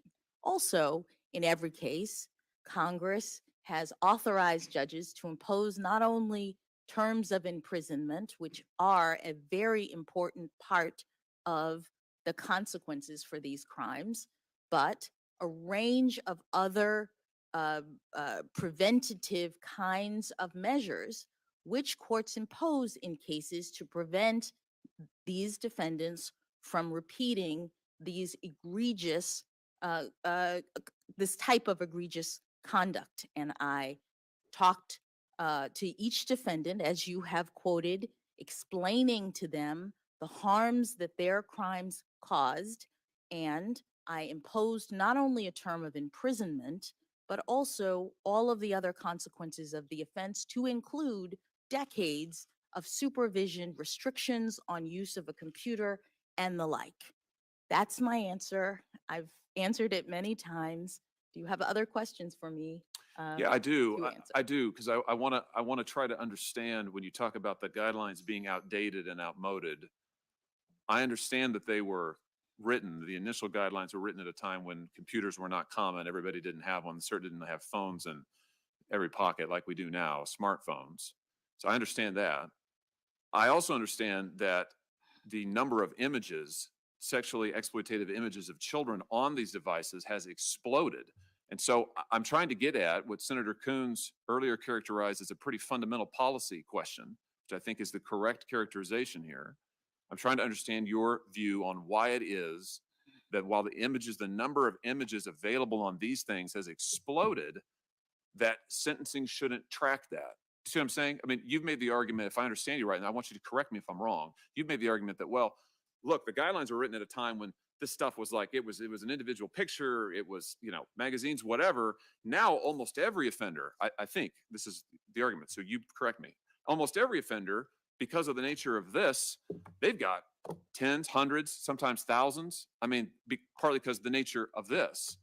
My question to you is, wouldn't we want to deter that? Isn't that a reason to impose tougher sentences? I mean, Senator, go ahead. the Congress has every ability to do that. What's happening now is that you have a guideline that has gradations in it for the number of images that ends up being, when you look at the scale, something like the difference of 10 years. I don't know exactly what it is, but each 2-level enhancement is like several years. And the gradations are like 0 to, and again, I don't have it in front of me, but it's like 0 to 50 pictures, 50 to 100 pictures, 100 to 150 pictures, set up at a time in which the mail was the primary mode of possession and distribution. And so if somebody had 50 pictures, they, according to Congress and the commission at the time, deserved an extra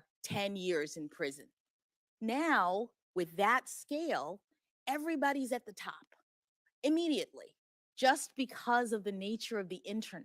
So you're not differentiating using that scale anymore, given the way this crime is committed. And so judges are having to decide, how are we going to deal with the penalties and do our jobs to impose sentences that are sufficient but not greater than necessary under these circumstances? Yep. Thank you, Judge. I'll just say in closing that I appreciate that answer and I understand that as a policy matter. I just think we disagree. I think that the more images are there, the more punishment there should be. And I want to see this deterred. And I just think we've pretty fundamentally disagreed. I've enjoyed our exchanges. Thank you for your candor. And I appreciate it. I just disagree with you on the law. Thank you, Mr. Chairman. Senator Hirono, Mr. Chairman, Mr. Chairman, Senator Hirono's turn. Mr. Thank you, Chairman, Mr. I'm Chairman. asking to be recognized to make a point to the chairman. I believe he recognized mi- me. May I Mr. proceed? Mr. Chairman, Mr. Chairman, I waited my turn on here and I've been on this committee for 47 years. I think we ought to follow the regular order. Mr. Chairman, the witness just said that we cannot understand those I'm cases sorry, without the Senator. pre-sentence I don't want to reports. go through this again. I have a letter that I want to enter into There the are rules record in the that's committee signed that by should 10 be senators followed. on this committee. Are you not even going to allow a letter from 10 senators You on wanna this committee? send Any letter, you can do it. by This hand letter or by that is mail. signed by 10 senators on the committee addressed to you makes the point that the White House gave you probation information for Democrats that was not provided to the minority on this committee. And just now, Judge Jackson told Senator Hawley, you cannot understand these cases without reading the probation reports. 10 senators on this committee are asking the chairman Mr. to Chairman, provide those reports so we can do what Judge Jackson Mr. just Chairman, said, which is I to know assess the- those reports. And Mr. here is the Chairman, letter. I know I the ask unanimous I know the consent that it junior be admitted to senator, the record. I know the junior senator from Texas likes to get on television, but most of us have been here a long time trying to follow the rules. And he could very easily hand you a letter to go in the record. He's saying he's doing this to help Senator Hawley. Senator Hawley could have put it in and he didn't. Let's get back to regular order. Senator for Hawley God's didn't write sakes. the letter. Mr. Let's get Chairman, I back to ask regular unanimous order. consent that it be admitted to the record. Senator Hirono. Thank you. Are you denying consent? Thank you, Mr. Chairman. Aloha, Judge Jackson. Aloha. I'm going to try and spread some aloha into this room. Mhm.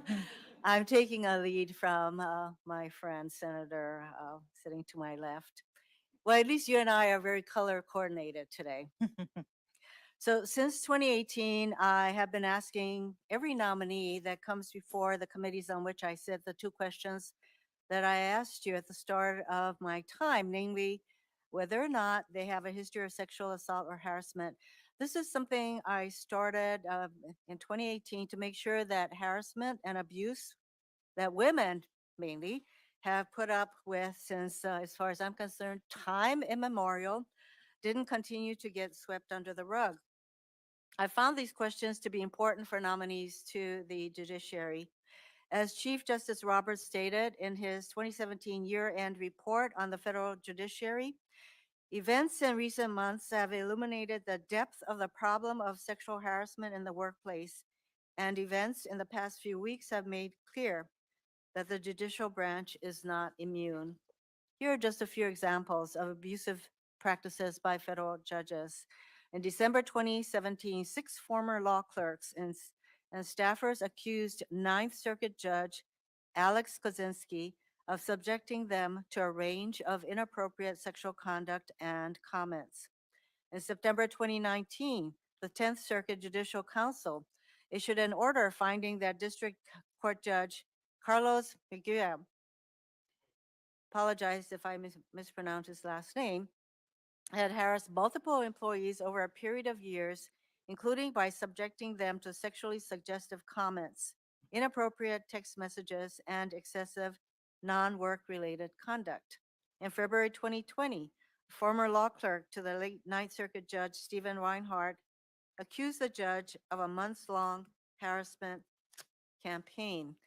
And these are a few of the cases that we know about. There are undoubtedly many more we don't know about, both because of the power imbalance between federal judges and their clerks and employees, who often rely on connections and recommendations to advance in their careers, and because of the lack of legal recourse available to the judicial employees. Many may not realize this, but federal judicial branch employees are not protected by the foundational federal statutes, such as Title VII of the Civil Rights Act of 1964 that prohibit discrimination and retaliation.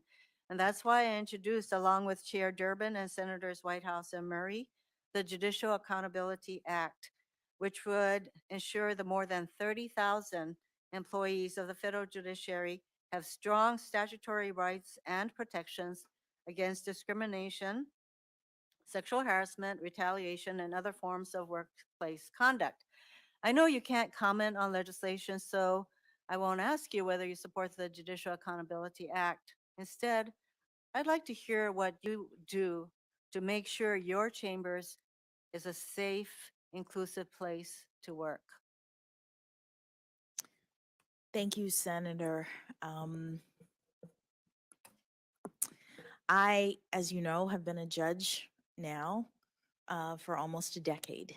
And I take my responsibilities not only to hear and decide cases seriously, but also my responsibility as an employer, that I bring law clerks into my chambers. I was a law clerk to 3 wonderful federal judges who were role models for me, and I try to act as a role model to my law clerks. I try to bring in people who have the respect of others, people who come with strong recommendations, people who I think will get along with one another, and certainly people who I think will get along with me. And we create a little group, a working group, and I think that it's worked out well. And I would think that you would make sure that there are no instances of inappropriate behavior, sexual harassment from any of your clerks or employees. That's absolutely correct. During our courtesy meeting, I enjoyed learning more about your background and family. And of the 9 sitting justices of the Supreme Court, only 3, Justices Alito, Breyer, and Kagan, were educated in our public school system. And you would, as far as I'm concerned, make a welcome addition to the court from that standpoint as a public school graduate myself. So public high schools educate people from all backgrounds, and most people go to public schools. Most people don't get to go to private schools. So your classmates probably came from different racial and ethnic backgrounds, incomes, social statuses, academic abilities, athletic abilities, among others. How, if at all, has your public school experience shaped the person you are and your approach to the law? Thank you, Senator. I was very fortunate to go to public school in Miami, Florida. I had a wide range of classmates, and it was a wonderful opportunity to get to know people who were different than me, and to learn at the end of the day that they were not so different than I am, even if they came from different backgrounds. And I've talked a lot about my debate team. That was one of the activities that I engaged in and spent a lot of time with my colleagues on the debate team and with my wonderful coach. And you learn how to support each other, how to speak across difference, how to communicate with different kinds of people.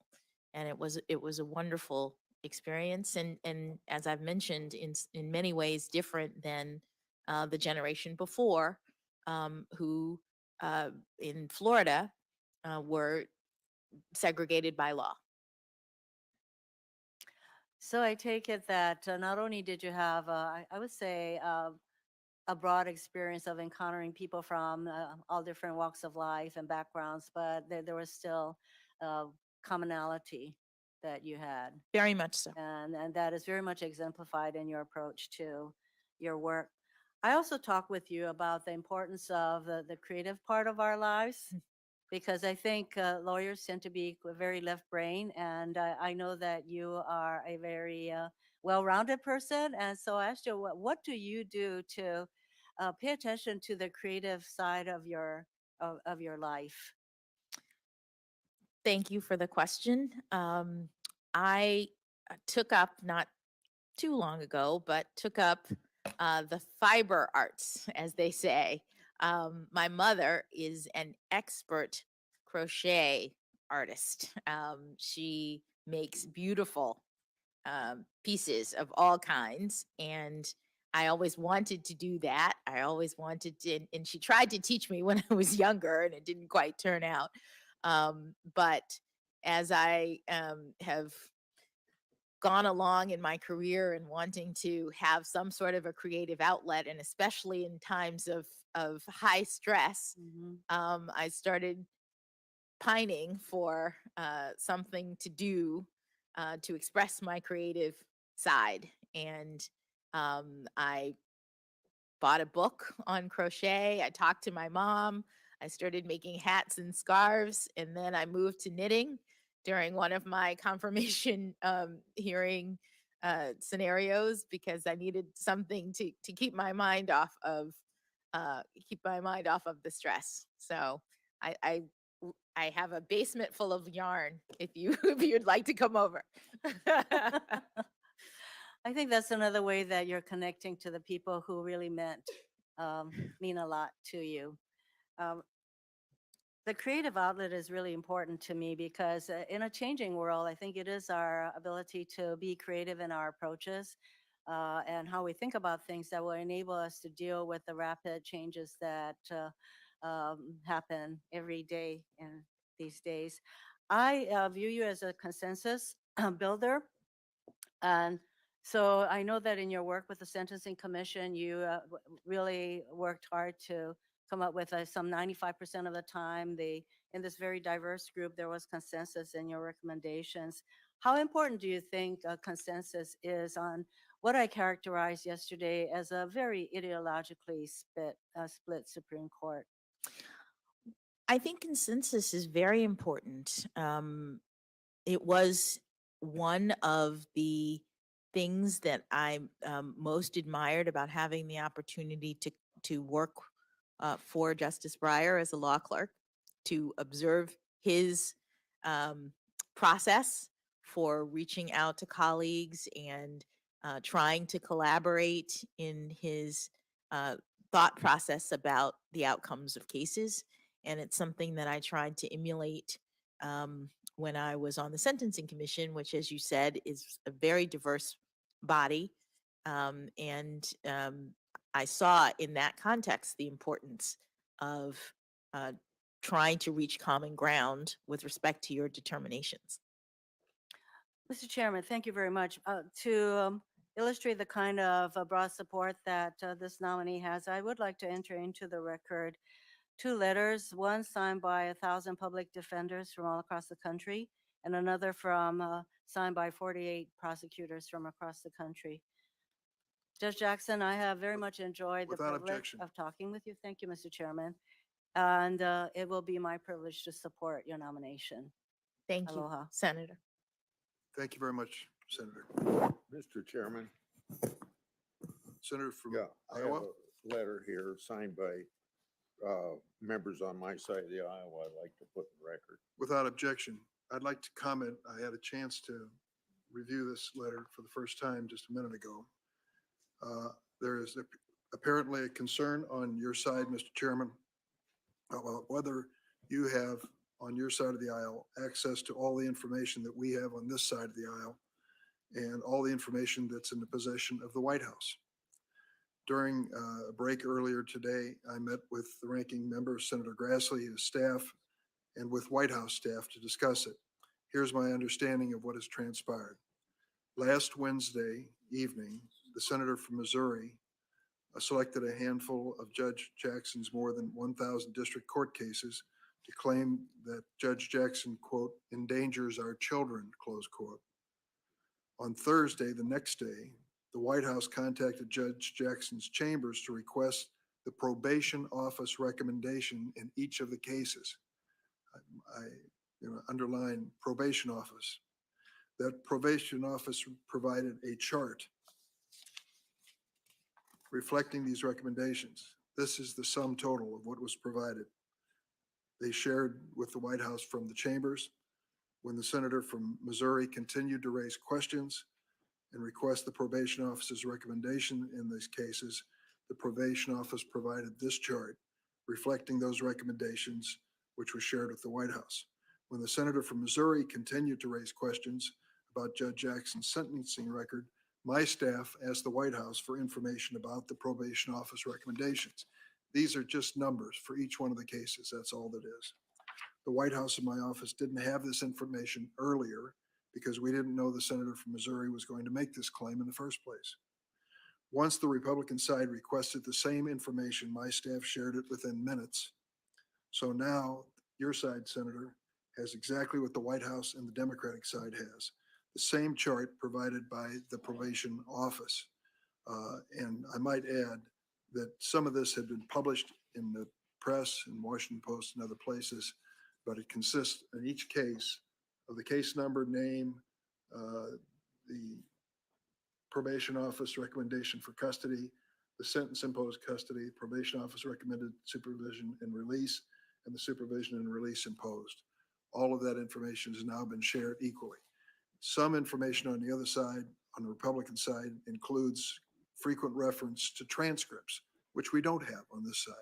And the reason being, we didn't anticipate this objection from the senator from Missouri and request that information. Now, the letter also goes a step beyond, which I think is a very important decision for this committee to make. This request for pre-sentence reports from each of these cases. Now, these pre-sentence reports are typically filed under seal. They can contain highly sensitive personal information, not just about the defendant, but about innocent third parties and victims. We've spent a lot of time here reflecting on these terrible crimes. Everyone has acknowledged how terrible they are and how damaging they can be to the victims. We have heard story after story, and I don't question a single word that was spoken in sympathy for these same victims. I would not want it weighing on my conscience that we are turning over these pre-sentence reports to this committee for the first time in history, and that information out of this, or because it was released, would somehow compromise or endanger any victim as a result of it. This information was not requested before. It's never been requested by this committee. And I think we ought to think long and hard about whether or not we even consider going into pre-sentence reports. So I'm going to take this matter up with our side, and I'm sure you will with your side. I have your letter requesting it. As far as this information, you have exactly what we have, no more, no less. In terms of pre-sentence reports, this is a critical policy question, which ought to be carefully weighed. It goes way beyond, I'm sorry, Senator Judge Jackson, it goes way beyond your nomination.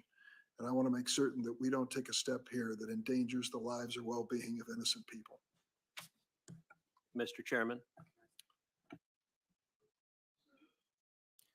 Since you just responded to the letter that I wrote and was submitted on behalf of 10 senators, I will point out that in Judge Jackson's answer to Senator Hawley, she said that he and this committee did not have sufficient information to assess her sentencing decisions because we heard the arguments of the prosecutors in the transcript, but we did not have the recommendation from the probation office. And what she testified under oath is you can't understand why she issued her sentences without having those probation reports. You are right that there can be sensitive victim information in those reports, and everyone on this side, I'm confident, would agree to redacting out any information that would violate the privacy of a victim. But Judge Jackson has told us it is relevant to understanding those cases, and that's why 10 of us have requested we have those reports, and there's explicit statutory authority for us to do so that is cited in the letter we just submitted. Senator, I don't know where other members of your caucus stand on the basic question of this nomination. They can decide on their own, and they will, and they should. That is their responsibility. I think I know where you're headed. And I would just suggest that we ought to think long and hard, my friends, about members of the Judiciary Committee endangering the lives of innocent people to pursue this line of questioning.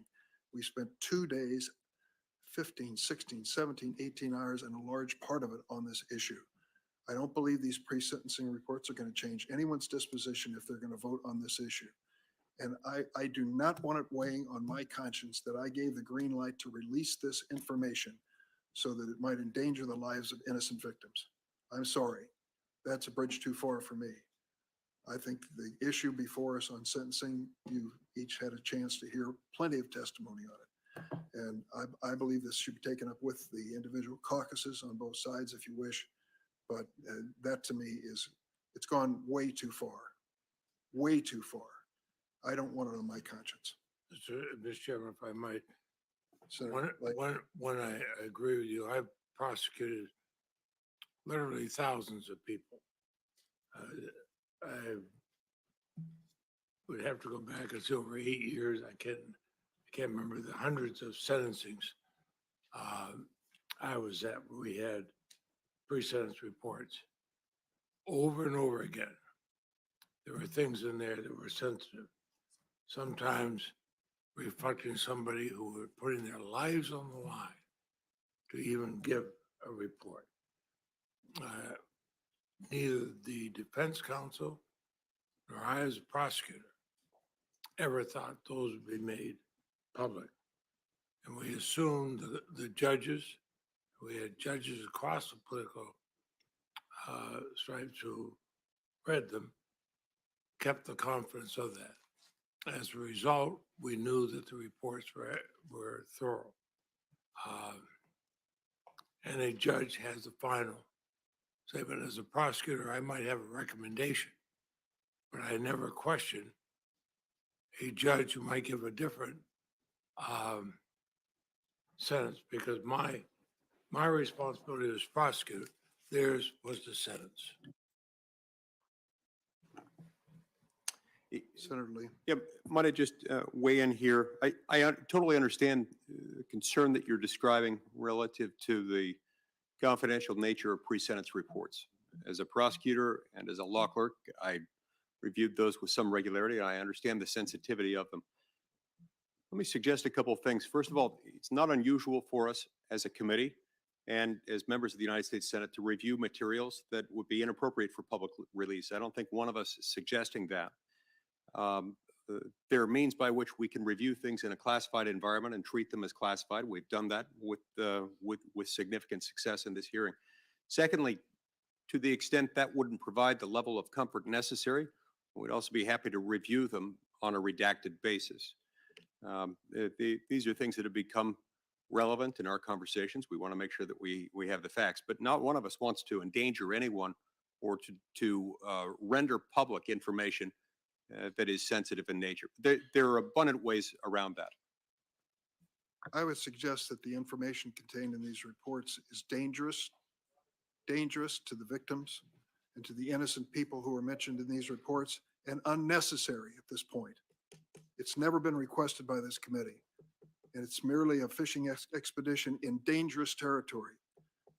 Classified settings, redacted versions of the reports. This has never happened in the history of this committee. And I would say, Senator, I will just tell you, I am not going to be party to turning over this information and endangering the life of an innocent person for a political quest to find more information. We have exhausted this topic. We've gone to it over and over again. And I think that this is a bridge too far for this committee. That's my personal feeling. I take it that Senator Leahy may agree with me in that regard.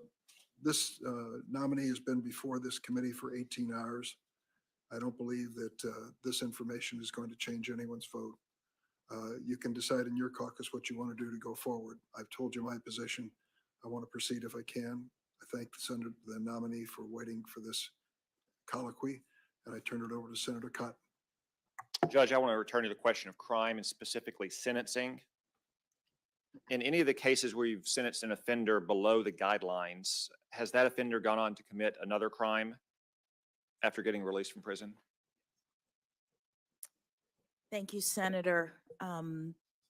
When judges sentence, they often impose terms of supervised release, And there are times in which, when a person is on supervised release, they reoffend. There are also times when they don't. But even after the period of supervised release, the court doesn't continue to have any way of tracking or knowing what happens, because if they were to reoffend, it wouldn't necessarily come back to the same court or the same judge. So you don't have a factual basis to know whether or not anyone you've sentenced below the guidelines has reoffended in the future? Do I have a factual basis? I know that there are people who have reoffended while on supervised release. I can't remember whether any of them were guideline sentences, below guidelines, or above guideline sentences. Okay. I know you've answered a lot of questions the last 2 days about sentences and sex crimes. I just want to be exact about this. In these cases, have you ever sentenced an offender above the guidelines recommendation? I'd have to take a look at, I know that I have sentenced offenders to the guidelines if in the category of sex crimes in general. I know that I've given 30-year sentences for at least one offender, almost 30 years, 29.5. I've given, I believe, a 12-year sentence for someone at the agreement of all of the parties, which was a sentence that was a part of his plea agreement. I'm not remembering the others. I understand you've sentenced in a lot of cases. I want to return briefly to the Hawkins case. Wesley Hawkins, as a reminder, was convicted of a child pornography offense in 2013. The sentencing guidelines for this offense called for a sentence of 97 to 121 months, or 8 to 10 years. The prosecutors asked for 24 months. You sentenced him to 3 months. We've heard a lot about this case and your 3-month sentence of Wesley Hawkins, but you got another crack at him in 2019, Judge. In 2019, you sent Wesley Hawkins back under conditions of confinement with the Bureau of Prisons for 6 months with additional restrictions on his computer usage. That's twice the amount of time in custody that you sentenced him to in 2013. What did Wesley Hawkins do in 2019, Judge? Oh, I don't remember, Senator. I have a lot of defendants who I've sentenced who are on supervision, who violate conditions of supervision. If in our system, someone like Mr. Hawkins, especially given the crime, the egregious crime that he committed, was likely on a very long period of supervision. And during that time, he would likely be under computer restrictions for 10, 20 years or something, where he's not allowed to do certain things with a computer. And a probation officer is monitoring. They put software on the computers of individuals who are who have these kinds of conditions imposed, and that restricts their ability to access certain information on the internet. And so it's not uncommon for a probation officer to report violations of supervised release, not just in this area, but across all crimes. And then the court has to determine how to handle that. And you could, in fact, send someone back to jail for violating conditions of supervised release that are not themselves criminal behavior. It's just, the court says in their supervision order, I'm imposing a 20-year or whatever it is sentence of supervision, and during this time you're not allowed to access your computer, et cetera, et cetera. So if he were to do that, it wouldn't be additional criminal behavior, but it would be a violation of my order. And when he comes back to the court on violation, the court has factors that we look at to determine whether or not to treat that essentially as the kind of violation that would require him to go back to jail. Okay. Judge, yesterday we had an extended conversation of your sentencing of a man named Keith Hodges, a fentanyl kingpin. That sentencing occurred in 2018. You had very detailed recall of that sentence. to my knowledge, that's the only time anyone's asked you about Mr. Hodges' sentence. You've been asked repeatedly over the last 2 days about the Hawkins case. It's been in the news, as Senator Durbin has cited, for days on end. This resentencing happened in 2019, and now you're saying you don't have any recollection of it. Let me see if I can refresh your recollection.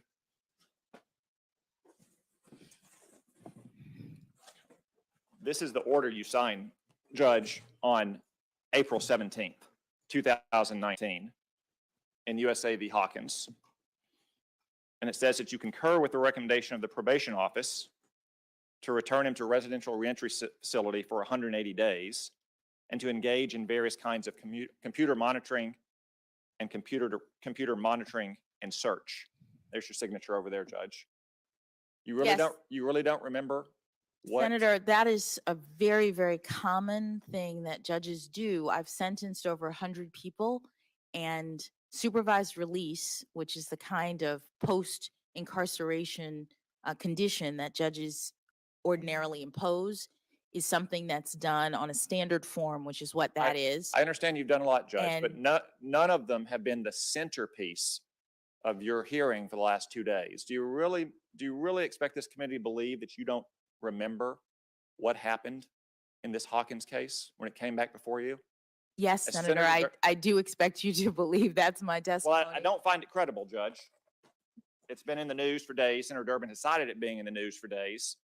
You've been asked about it probably more than any other case you've ever had. And I just don't find it credible that you weren't prepared for that matter in 2019. You know what I think?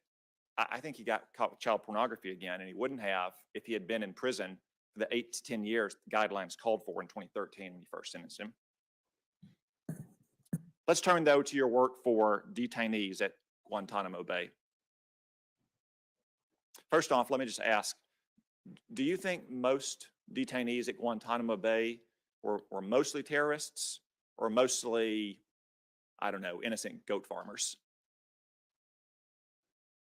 Senator, it's impossible for me to answer that question. The people at Guantanamo Bay had been accused by the government of engaging in terrorist activities and therefore classified by the executive branch as enemy combatants. Okay, do you think America would be safer or less safe if we released all the detainees at Guantanamo Bay? Senator,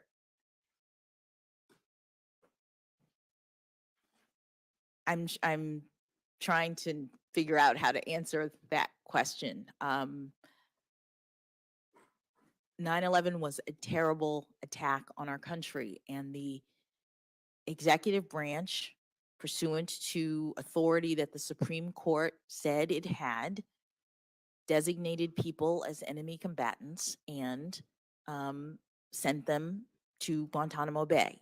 The Supreme Court also said that anybody who was so detained could seek review of their detention. And as a federal public defender, my role and responsibility was to make arguments in defense of the Constitution and in service to the court that was trying to assess, based on the authority given to it by the Supreme Court, whether or not people were adequately classified, what the legal circumstances were, how these habeas petitions were going to be processed.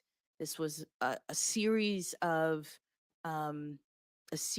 legal challenges in a novel environment that federal public defenders and lawyers across the country were engaged in helping the court to evaluate so that we can understand what the Constitution required in this time of emergency. Okay, so no opinion on whether America would be safer or less safe if we released all the detainees from Guantanamo Bay.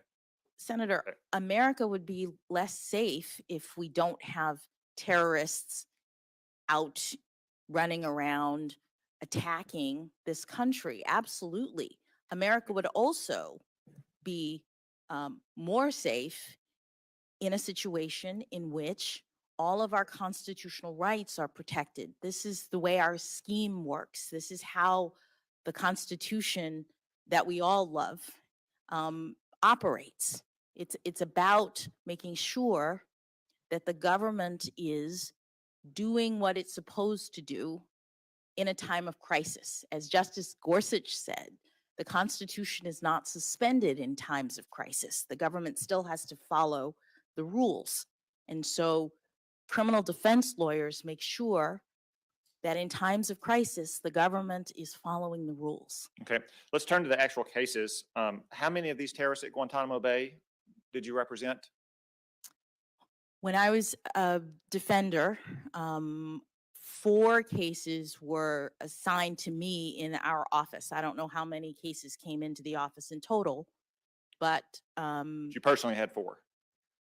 I was assigned to them along with another defender who worked on the same cases. She was more senior. She did all of the sort of fact gathering related to the cases. And as an appellate defender, I worked on the legal arguments. Did you ever represent any of the detainees at Guantanamo Bay when you were not a public defender? One of the people who I'd represented while I was in a federal defender, his case got spun off and taken up by a law firm. Law firms around the country were also engaged in this work. I'm well at the aware of what law time. firms were doing at the time. Yes. And I left the federal public defender's office. I joined a law firm, and one of the people that I had represented was now at that law firm. They had him as a client. That's and they- Mr. Al-Salwam. Al-Qahtani Al-Qahtani was the one. was the one But who just coincidentally, both he and you went to Morrison and Forrester. yes, Senator. Okay. What about Mr. Al-Salwam?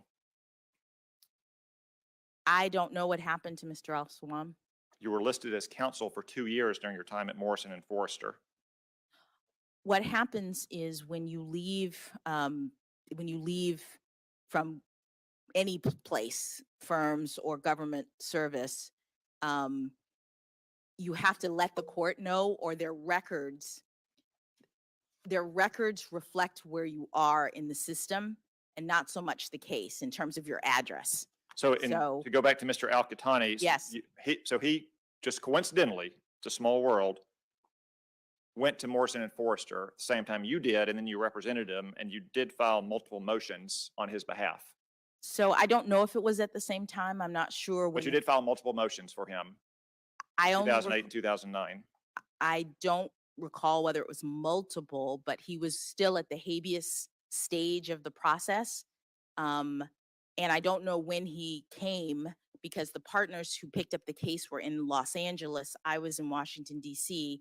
They contacted me to say, oh, we see on the docket that you had previously represented him, and now you're with our firm. Will you assist us with looking at these briefs, working on these briefs? There were many lawyers who were working on the filings that you're talking about. After you left the public defender's office, did you continue in your representation of any other client you had at the public defender's office? I didn't continue my representation of any client. I left the federal public defender's office and then picked up Mr. Al-Qahtani through the circumstances that I talked about, and there were no other clients that I represented in that way. I have to say, that sounds like continuation. You represented him at the public defender's office, and then you represented him in private practice as well. And you're telling us that's the only person you represented at both the public defender's office and in private practice. Yes. So you didn't continue to provide any kind of pro bono work for murderers or rapists or anyone else, but you did continue to represent this terrorist at Guantanamo Bay. When I got to the firm and they told me that the case was there, and they recognized that I was at the firm and had previously worked on the case, and by they, I mean the partners in the firm, they asked me as a member of the Supreme Court and appellate group of the firm, which is what was my practice, if I would help review and work on some of the briefing that they were submitting on his behalf, given my familiarity with the case. Were you representing him pro bono at Morrison and Forrester? The firm takes on pro bono representations, which means that the person isn't paying. And Let's turn to your amicus briefs. You had two briefs in Guantanamo cases, one for a think tank, one on behalf of a group of former judges. I think, as anyone who's done amicus work knows, sometimes the client seek out the lawyer, sometimes the lawyer seek out the client. For either of those amicus briefs, were you involved in any way in seeking or recruiting those clients or suggesting the idea for an amicus brief in the first place? no, Senator. Were both of those briefs done on a pro bono basis? Yes, because the Supreme Court and appellate group in a law firm has paid clients and also has pro bono clients. And the briefs that I worked on were on the one brief was 20 former federal judges who wanted to make an argument in the Boumediene case that was in the Supreme Court. And one of them was a partner at my law firm. She was a former federal judge whose idea it was, and she knew the other judges and wanted our group to work on the brief. The other was not just one think tank, it was the Cato Institute, the Rutherford Institute, and the Constitution Project, an ideologically diverse group of nonprofits who wanted to make arguments in another case that the Supreme Court had taken up related to these issues, because all of this was novel and a lot of issues were being evaluated by the Supreme Court regarding the scope of executive authority during this time of crisis. Okay, so you've done pro bono work for, on behalf of detainees at Guantanamo Bay. Have you ever done pro bono work for the victims of terrorism? Senator, I'm not aware of any such cases in my law firm.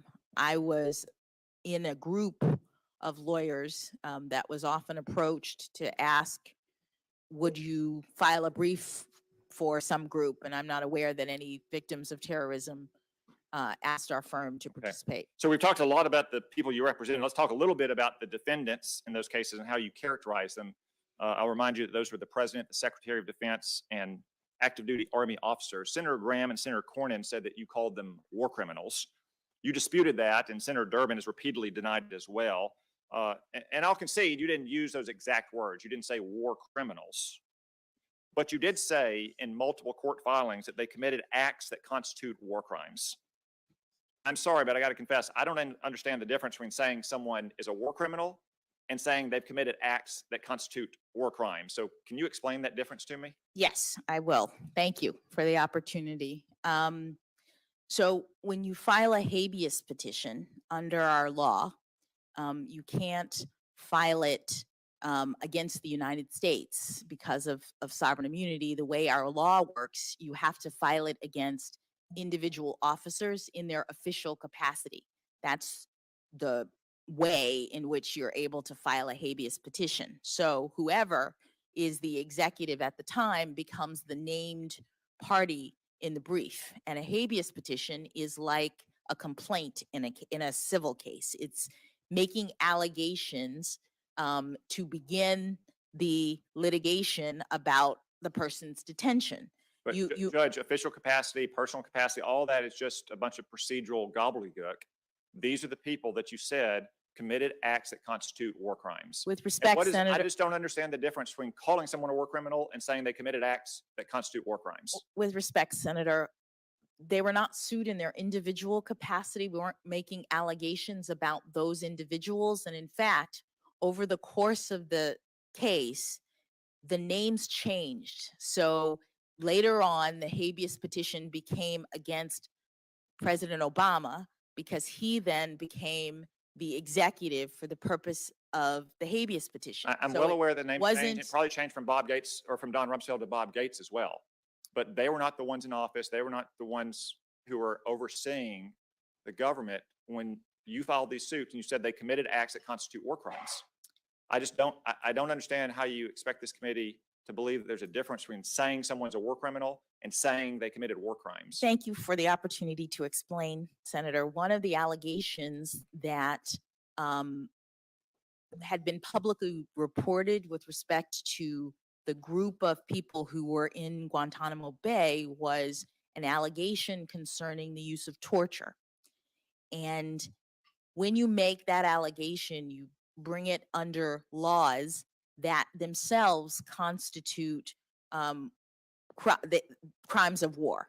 That's the way in which the law works. So if you're writing a habeas petition and you say, upon information and belief, Mr. Al-Qahtani was tortured, that allegation is made under a law that says that there was a war crime that occurred as a result of that torture, and you're making that allegation against the United States, but because you can't sue the United States, the actual petition is named in the name of whoever's leading the United States at the time. So later in the course of this, it moved from President Bush, Donald Rumsfeld to President Obama. It's not about the individual. It's about the allegation that that Mr. Al-Qahtani, upon information and belief, had been tortured in the lead up to his detention. I don't know, Judge. Sounds like a debate about how many terrorists can dance on the head of a pin to me. Thank you, Senator Cotton. Ask unanimous consent to enter a letter in the record from 9 former national security officials defending Judge Jackson's Guantanamo representation. The signatories include former Attorney General Loretta Lynch, Department of Homeland Security Secretary Jay Johnson, and the former Judge Advocate General of the United States Navy, Senator Booker. Thank you very much, Judge. After me, only 5 to go. But sit back for a second, because I don't have questions right away. I actually have a number of things I just want to say, because this has been not a surprise, given the history that we all know, not a surprise, but perhaps a little bit of a disappointment. Some of the things that have been said in this hearing. The way you have dealt with some of these things, that's why you are a judge and I am a politician, because you have sat with grit and grace and have shown us just extraordinary demeanor during the times where people were saying things to you that are actually out of the norm. I had to go up dais to ask some of my more senior colleagues about what I feel like is a dangerous precedent. People are taking 1,000 cases you've been over. Is that right? I'm sorry, I said you wouldn't ask you questions, but just give me something like that. Something like that. And from what I understand is that these cases often take days, weeks, sometimes months, right? To decide in a case, yeah. yes. There's a trial sometimes, and the folks are taking any of those cases and just trying to pick pieces out. And so my colleague, Senator Hawley, has been doing this all into the lead up and saying things, tweeting things that I think that a lot of us, when I was just trying to get some advice here, is this is what the new standard is going to be. That any judge coming before us that has ever chosen outside of the sentencing guidelines, below the sentencing guidelines, we're creating this environment now where I could make myself the hero of people who have been victims of some horrible crime and suddenly put whatever judge I want on the defensive by trying to drag out little bits when they have no context to the case. None of the facts. They're seeking to exploit the complexities of a criminal justice system, the reason why we have a third branch of government. I feel bad that there was a judge mentioned by name in this hearing that's from Senator Hawley's state. What is that judge going to think next time they have a complicated sexual abuse case that comes before them, and they know that they could possibly be called out if they go below the sentencing guidelines, which I showed you yesterday in my lack of chart. If you remember, I was uncharted. But that you are deciding completely in the norm. 70+% in many states of people are doing just like you did. But I'm a Democratic senator. I've never quoted from this very well-respected conservative periodical. This is the National Review. Very well-respected. They're not necessarily something I agree with all the time.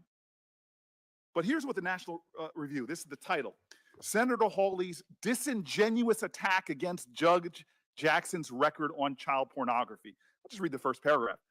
I would oppose Judge Ketanji Brown Jackson because of her judicial philosophy for the reasons I outlined last week. I addressed that in a separate post. For now, I want to discuss the claim by Senator Josh Hawley that Judge Jackson is appallingly soft on child pornography offenders. This is the kicker here.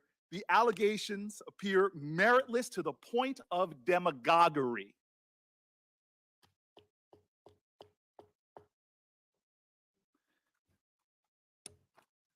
I got letters from leaders of victims' rights groups, survivors of assault, all saying sort of the same thing with the National Review. Feel proud about yourself. You brought together right and left in this calling out of people that will sit up here and try to pull out from cases and try to put themselves in a position where they're the defenders of our children. To a person who has children, to a person whose family goes out in streets and defends children. I mean, this is a new low. And what's especially surprising about this is it didn't happen last year. You were put on a court that I'm told is considered like the second most powerful court in our land. And you were passed with bipartisan support.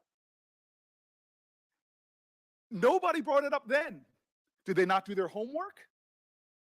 Were they lax? Did they make a mistake? I wonder, as they ask you the question, do you regret? I wonder if they regret that they didn't bring that out. No. Why?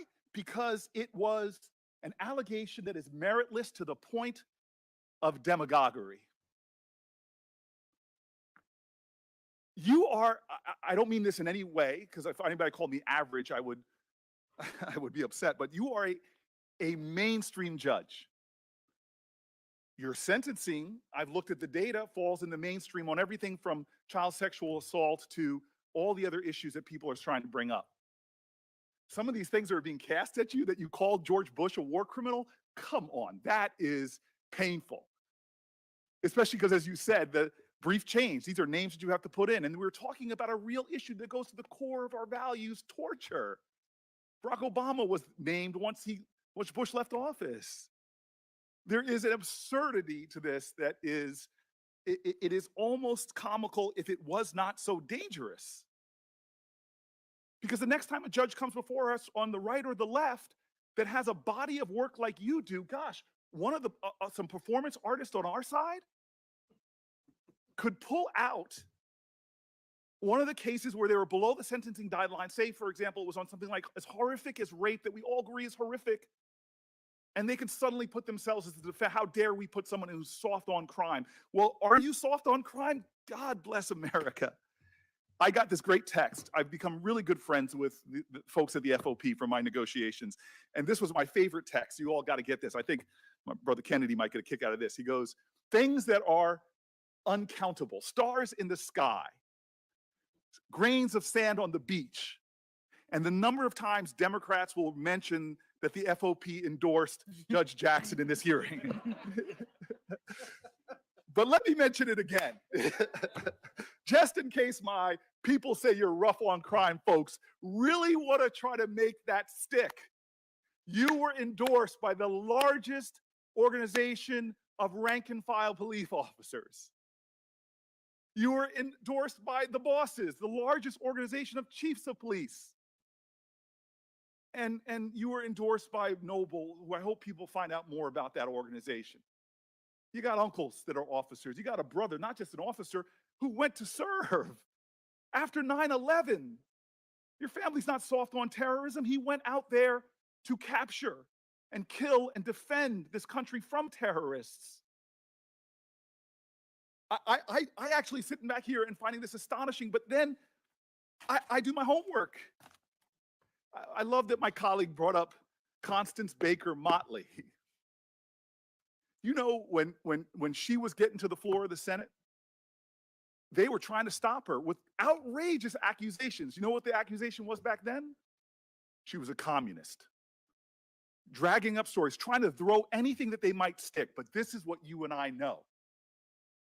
Any one of us senators could yell as loud as we want that Venus can't return a serve. We could yell as loud as we want that Beyonce can't sing. We could yell as much as we want that astronaut Mae Jemison didn't go all that high. But you know what? They got nothing to prove. As it says in the Bible, let the work I've done speak for me. Well, you have spoken. You started speaking as a little girl, watching that man right there try to raise a family and study law while your mama supported everybody.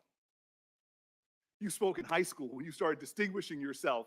And you know what you said when they told you you couldn't go to Harvard? Watch me. I went to law school. I didn't serve on the law review. You did. I didn't clerk at every level of the federal court. You clerked for a Supreme Court justice, one widely respected on both sides, which really shaped you. You left there and you went to private practice, and you know what you found? This is what you told me. That you had those tough choices that working moms have to make, the demands of a private law firm, raising your kids. It just didn't add up. You went before the Senate 3 times in a bipartisan manner. God bless America. We don't do that much stuff bipartisan around here. You went to become a public defender because you wanted to understand all aspects of the law. Who does that?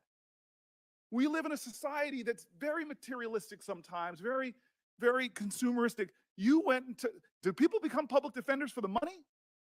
No. Your family and you speak to service, service, service. And I'm telling you right now, I'm not letting anybody in the Senate steal my joy. I told you this at the beginning. I'm embarrassed. It happened earlier today. I just look at you and I start getting full of emotion. I'm jogging this morning and I'm at the end of the block I live on. And I get terrified because I put my music on loud when I'm jogging, trying to block out the noise of the heart attack I'm having. And this woman comes up on me, practically tackles me, an African-American woman. And the look on her eyes, she just wanted to touch me because I'm sitting so close to you, and tell me what it meant to her to watch you sitting where you're sitting. And you did not get there because of some left-wing agenda. You didn't get here because of some dark money groups. You got here how every Black woman in America who's gotten anywhere has done, by being like Ginger Rogers said, I did everything Fred Astaire did, but backwards in heels. And so I'm here saying, nobody's stealing my joy. Nobody's going to make me angry, especially not people that are called in a conservative magazine demagogic for what they're bringing up that just doesn't hold water. I'm not going to let my joy be stolen because I know you and we appreciate something that we get that a lot of my colleagues don't. I know Tim Scott does. When I first came to this place, I was the 4th Black person ever popularly elected to the United States Senate. And I still remember a lot of mixed people, white folks, Black folks work here, but at night when people are in line to come in to clean this place, the percentage of minorities shift a lot. And so I'm walking here, first week I'm here, and somebody who's been here for decades doing the urgent work of the Senate, but it's the unglamorous work that goes on no matter who's in offices. The guy comes up to me, all he wants to say, I can tell, is, I'm so happy you're here. But he comes up and he can't get the words out. And this man, my elder, starts crying. And I just hugged him. And he just kept telling me, it is so good to see you here. It's so good to see you here. Thank you, thank you, thank you. I love my brother, Tim Scott. We could write a dissertation on our disagreements. He gave the best speech on race I wish I could have given good of a speech. But talking to the challenges and indignities that are still faced. And you're here. I was in the White House with my Democratic colleagues, and I'm in my joy. I can't help it. and the president's asking our advice, who should we nominate and whatever. And I look at Kamala and we have a knowing glance, which we've had for years when she and I used to sit on this end of this committee at times. And then I try to get out to the president what it means. What it means.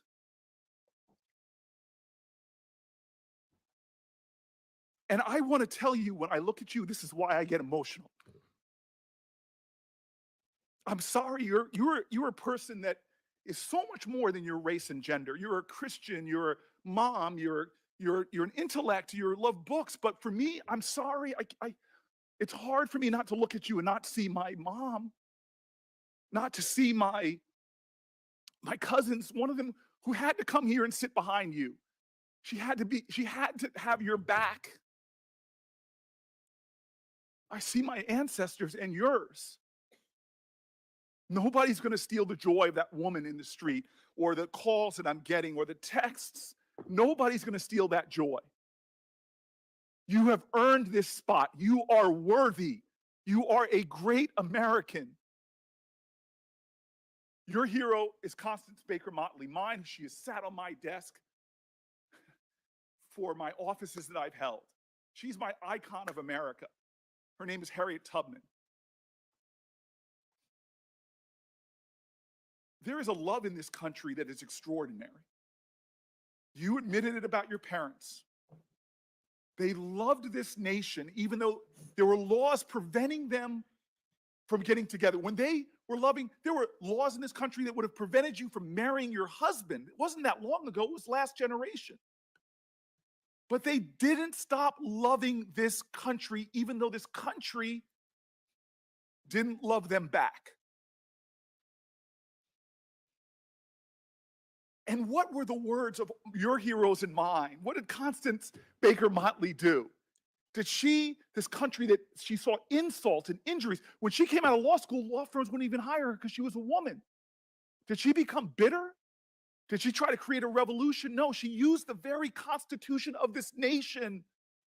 She loved it so much, she wanted America to be America. As Langston Hughes wrote, "Oh, let America be America again." The land that never has been yet, but yet must be the land where everyone is free. Oh, yes, I say it plain. America never was America to me, but I swear this oath, America will be. That is the story of how you got to this desk. You and I and everyone here, generations of folk who came here and said, America, I'm Irish. You may say, no, Irish or dogs need to fly, but I'm going to show this country that I can be free here. I can make this country love me as much as I love it. Chinese Americans first forced into near slave labor, building our railroads, connecting our country, saw the ugliest of America, but they were going to build their home here and say, America, you may not love me yet, but I'm going to make this nation live up to its promise and hope. LGBTQ Americans, from Stonewall women to Seneca, hidden figures who didn't even get their play until some Hollywood movie finally talked about them and how they were critical for us defying gravity. All of these people loved America. And so you faced insults here that were shocking to me. Well, actually not shocking. But you are here because of that kind of love. And nobody's taken this away from me. So you got 5 more folk to go through. 5 more of us. And then you can sit back and let us have all the debates. And I'm going to tell you, it's going to be a well-charted Senate floor because it's not going to stop. They're going to accuse you of this and that. Heck, in honor of your person who shares your birthday, you might be called a communist. But don't worry, my sister. Don't worry. God has got you. And how do I know that? Because you're here. And I know what it's taken for you to sit in that seat. Harriet Tubman is one of my heroes because the more I read about this person, the more, I mean, she was viciously beaten. For her whole life, she used to fall into spells, cracked skull. She faced starvation, chased by dogs. And when she got to freedom, what did she do? Did she rest? No, she went back. Again and again and again. The sky was full of stars. But she found one that was a harbinger of hope for better days, not just for her and those people that were enslaved, but a harbinger of hope for this country. And she never gave up on America. She fought led troops in the Civil War. She was involved in the suffrage movement.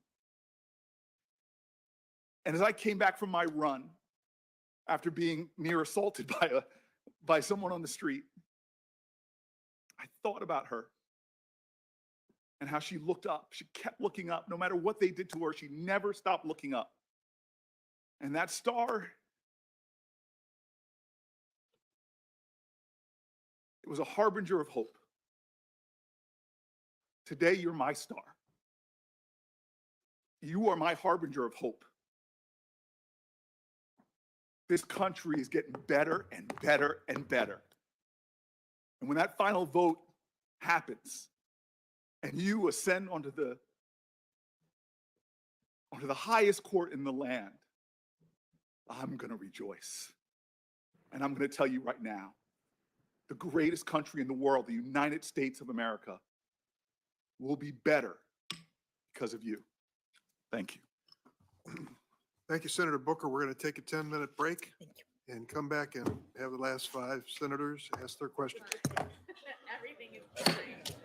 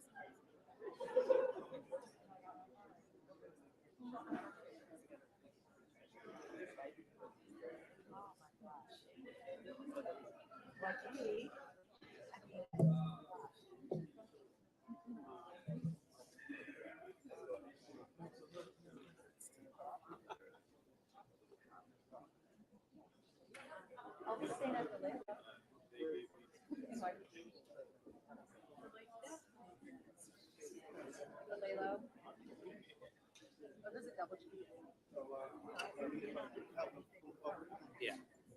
Excuse me, I'm gonna sit here so they can focus the cameras again.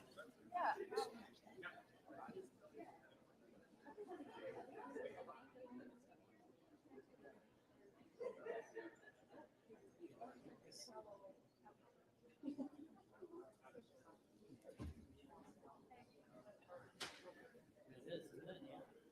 I can be the next judge.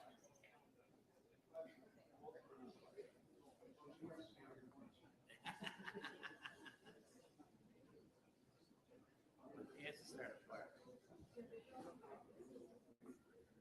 Oh.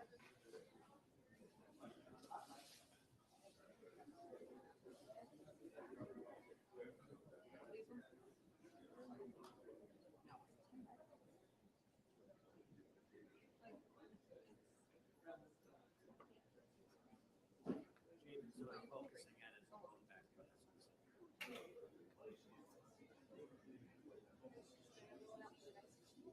He said it's like, it's hitting on, it's, the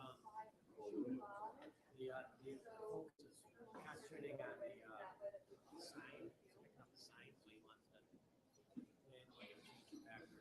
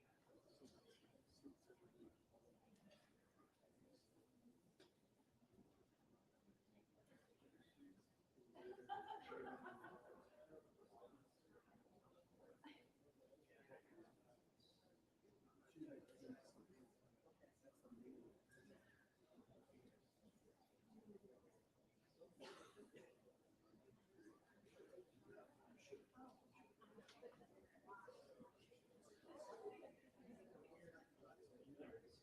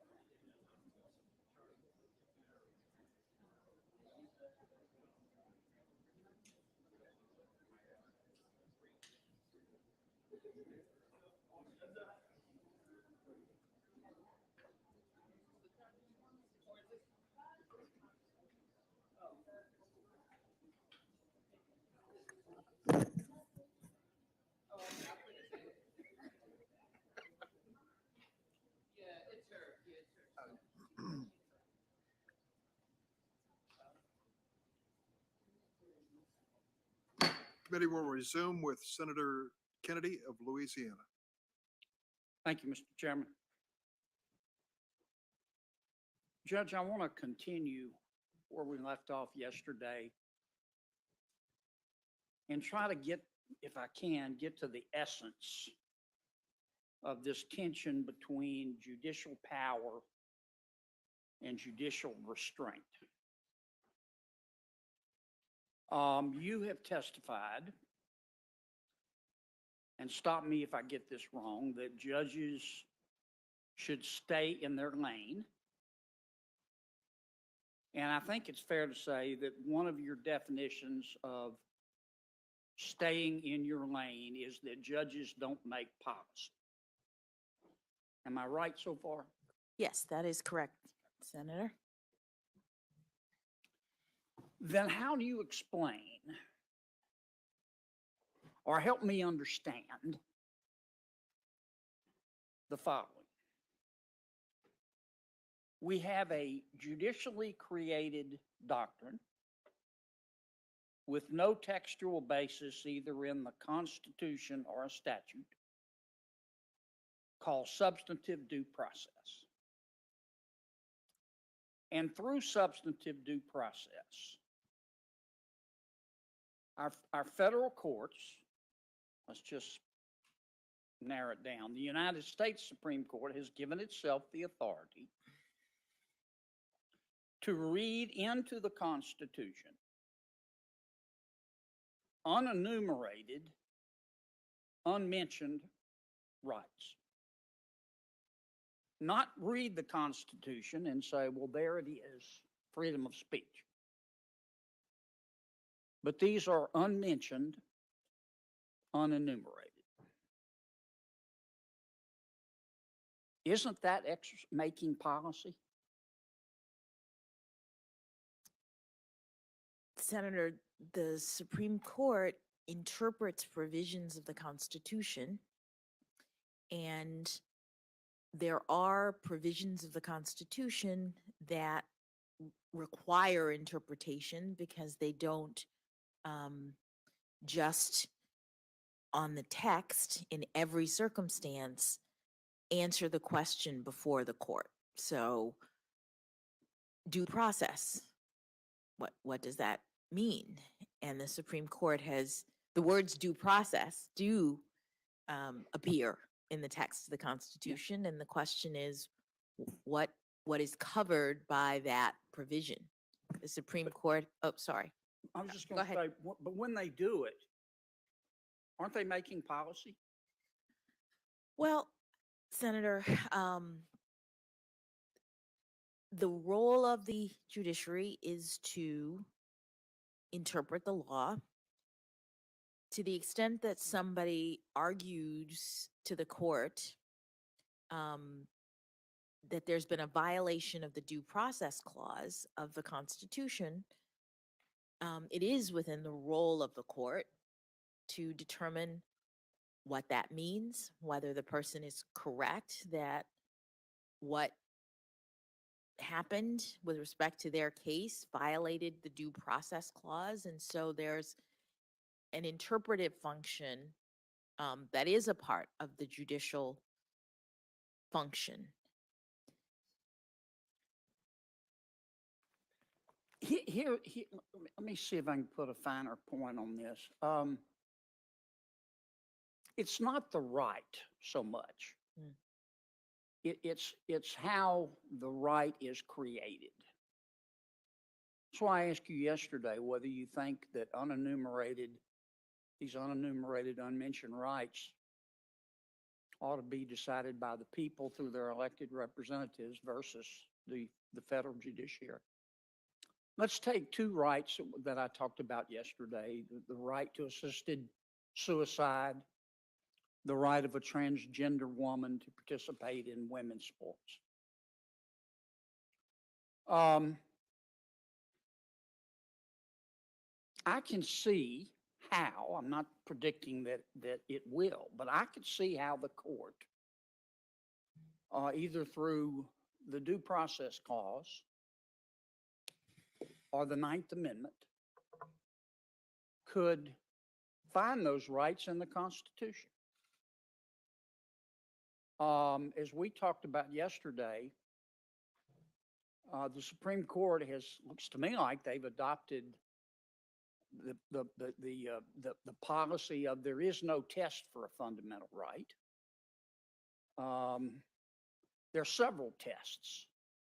And in Obergefell, Justice Kennedy cited with approval Justice Harlan's dissent in Poe v. Ullman, which says there's no test. We go case by case.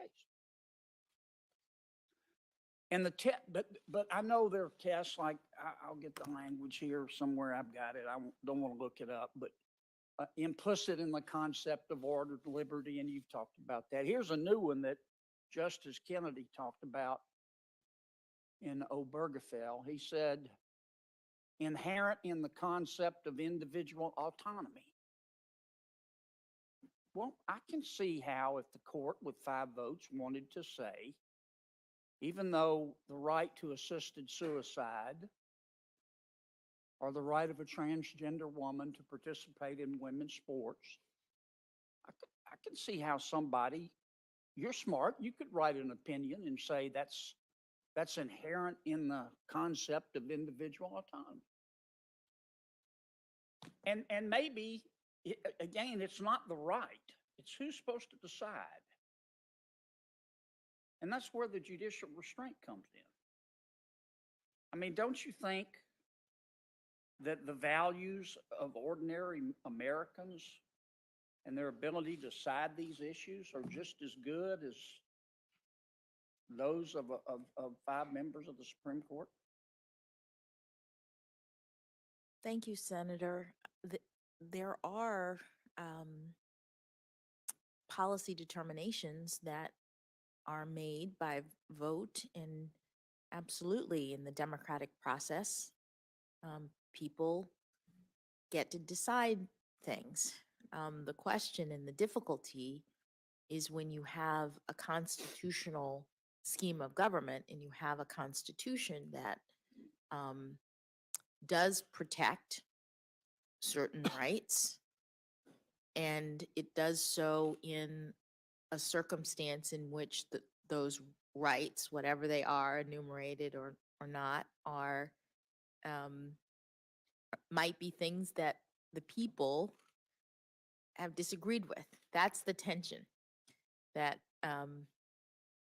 that although we have democracy as we do and people vote, and should absolutely, we also have a constitution that protects certain rights against the sort of majority will about those things. But the rub, of course, is, I agree with everything you said, but the rub is, these are unenumerated rights. Yes. They're read into the Constitution. Yes.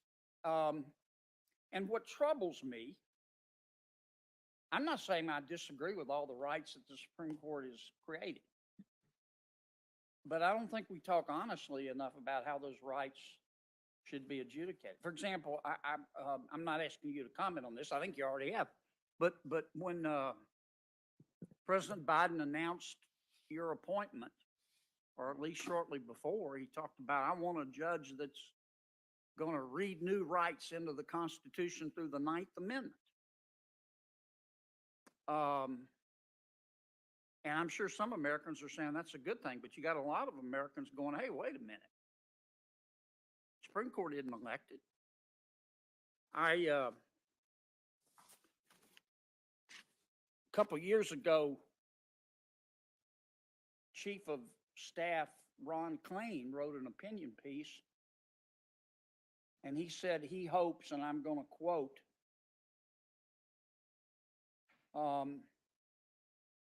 that, quote, I hope the Supreme Court will intervene whenever the nation's conscience and laws need a jolt in a progressive direction. That's policy making. Do you agree with that statement? Do I agree with the statement that that's policy making, or, No, did you I'm agree sorry, with what the chief said? Senator, that's a political statement made by someone in the executive branch. Okay. I'm not going to push it on that. I get it. It's not a good time to make the chief of staff mad, is it? Well, I hope you'll keep this in mind, Judge, if you're confirmed. I mean, this is what judicial restraint is all about. And I think part of the division in our country, America's a big, wide open, diverse, sometimes dysfunctional, but sometimes imperfect, but basically good country. But we have different values. That's part of our diversity. And I think our country works because of our system of federalism. The values in Louisiana may be different from the values in Maine. And if you don't like what's going on in Maine and you like what's going on in Louisiana, you can move. But as our federal government has gotten bigger and bigger and bigger and bigger, what is developed, at least here in Washington, is this managerial elite. And when I say the managerial elite, I mean the entrenched politicians. I guess I shouldn't say entrenched because that's pejorative, but we do have a lot of politicians that have been here a long time. They're members of the media that are part of the managerial elite. They're members of the administrative state. They're academics that are part of it. There are a lot of corporate phonies that are part of it. And many people in this cabal think they are smarter and more virtuous than the American people. And that they ought to set forth how people should live their lives. People should shut up and just do what they're told. And if they behave, maybe the managerial elite will let them eat meat occasionally. And I think that's part of the division in our country. And I think to some extent, the Supreme Court, I don't want to say contributes to it, but it needs to be mindful of this. I'll give you another example. And this case bothers me. I want you to explain it. I think Lindsay talk to you about it, but I don't know that, I want to hear you explain it. It's Make the Road New York versus McClellan. You remember that one? I do. Yeah. Here's the way I read it. Congress, we, in a rare moment of consensus, gave DHS the sole and unreviewable, those are not my words, they're in the statute, the sole and unreviewable right to determine when illegal immigrants should be removed on an expedited basis. The Department of Health of Homeland Security, taking the statute, decided to use its sole and unreviewable authority or discretion to state that we're going to have expedited removal of all illegal immigrants who've been in the U.S. less than 2 years. And you said no. And not only that, but you issued a universal injunction. And I don't understand why. You talked about judicial activism, and I don't see how clearer Congress could have been. Now, the DC Circuit reversed you, but I want to hear your reasons for issuing that nationwide injunction. Thank you, Senator, for allowing me to address that decision in that case. The statute at issue gave discretion to DHS to determine the amount of time that a person needed to have been in the country between 0 and 24 months in order to be subject to expedited removal, as opposed to the normal removal process in the immigration system. The statute said that DHS had sole discretion, meaning no, I interpreted, meaning no other agency was to have the authority to make that determination. And the statute said that DHS's determination in that regard was unreviewable, meaning it was final. Once, this is how I'm interpreting, meaning that once the decision was made, it was over. Nobody else gets to review. The court doesn't get to say, no, you're wrong if you pick 12 months, for example, or 16 months or 24 months, as they did in this case.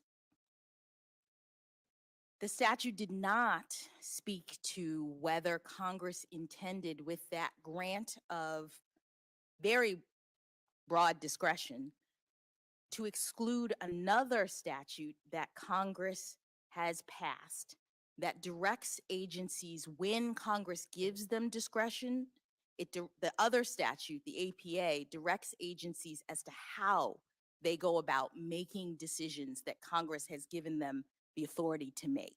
The APA is a procedural statute. It says to agencies, when Congress gives you discretion to make a determination, you have to do so in a way that's not arbitrary and capricious. You have to use your expertise. Right. In certain kinds of decisions, you have to use notice and comment in order to get information. It's procedural.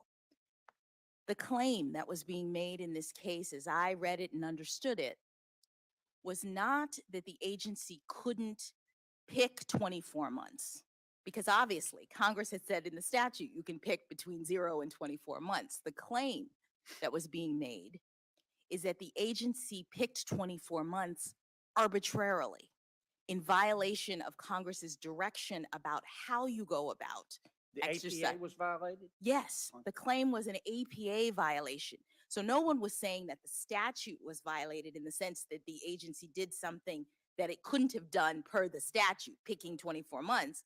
They said the APA was violated because, this is the claim that they were making, Sure. because the agency did no analysis, the agency did no expertise, the agency did not evaluate, okay, if you've been here 6 months, these are the kinds of ties that you have. If you've been here 18 I got it. months, right? Got it. The agency didn't do anything. Essentially, according to the claimants, the agency heard the president say, we're going to now do 24 months when everybody else, all of the other administrations I up to got it. this I'm point. rushing you because I've only got two. Yes, I'm sorry. All right. So- What I hear you saying is, tell me if I'm wrong. Yes. They didn't follow the APA, in your opinion, which you have to do even though Congress passed the statute? Is that- Well, no, because two things. One is the APA under DC, longstanding DC Circuit case law is presumptively applicable to every situation in which an agency is exercising its discretion. So that's the first thing. It's always there as a background rule. So the DC Circuit has said Congress has to be pretty clear when it decides to exclude the APA, when it's saying, I'm giving you discretion, but you can do this arbitrarily, you can do it however you want. And in other places in the immigration statute that sets up expedited removal, Congress says, we are excluding the APA. We're telling you that with respect to this kind of discretion, the APA doesn't apply. Okay. So here I had these two statutes, and there are canons of statutory interpretation that says that you should try to give effect to all of the will of Congress. You should try to read statutes so that they go together in a way if you have these two directives. And there's also DC Circuit case law. Judge, I got to stop you All right. because I got it. And let me just say, I agree that the DC Circuit reversed me. They disagreed with my interpretation, and that's the way that our system works. Let me ask this last question. This is a question about based on your experience. Can we agree that if, I want to emphasize if, cocaine is cocaine, that crack cocaine is equal in its danger to powdered cocaine? You with me? I think so. One is not more dangerous than the other. If that's true, Mm. then the sentencing rules ought to be the same. Okay? It's a policy matter for Congress. You could make them differently if you Right. wanted to. This is what I want to ask you. Yeah. Based on your experience, you've been Yeah. on the bench a decade. Yes. Is crack more cocaine more dangerous than powdered or less or the same?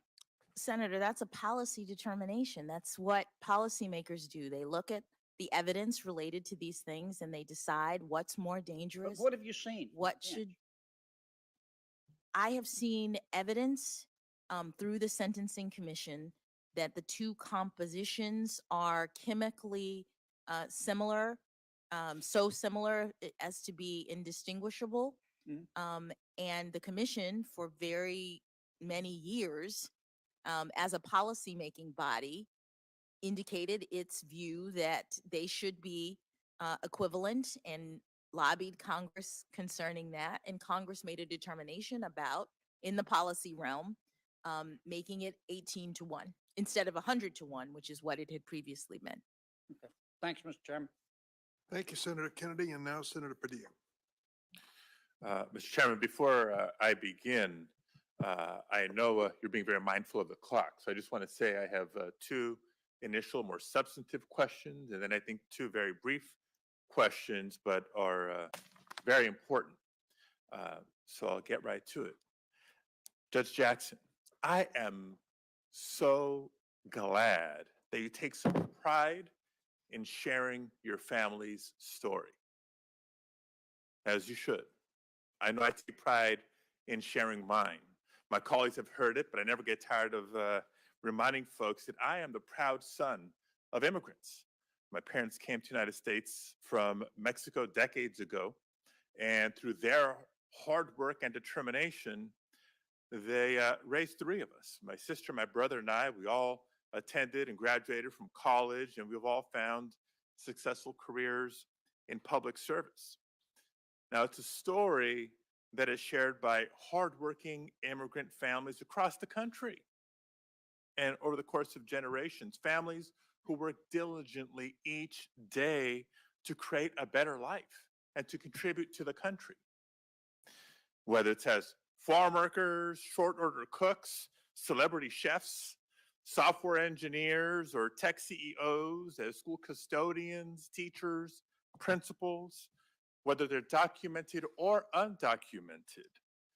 People who migrate to this country seeking asylum, seeking refuge, or a shot at the American dream all deserve to be treated with dignity and humanity. Now, unfortunately, our laws and our courts don't always do that. Beyond our often cruel and counterproductive choices that we've made over the years when it comes to immigration policy, the language that we use to speak about immigrants can often have dehumanizing effects.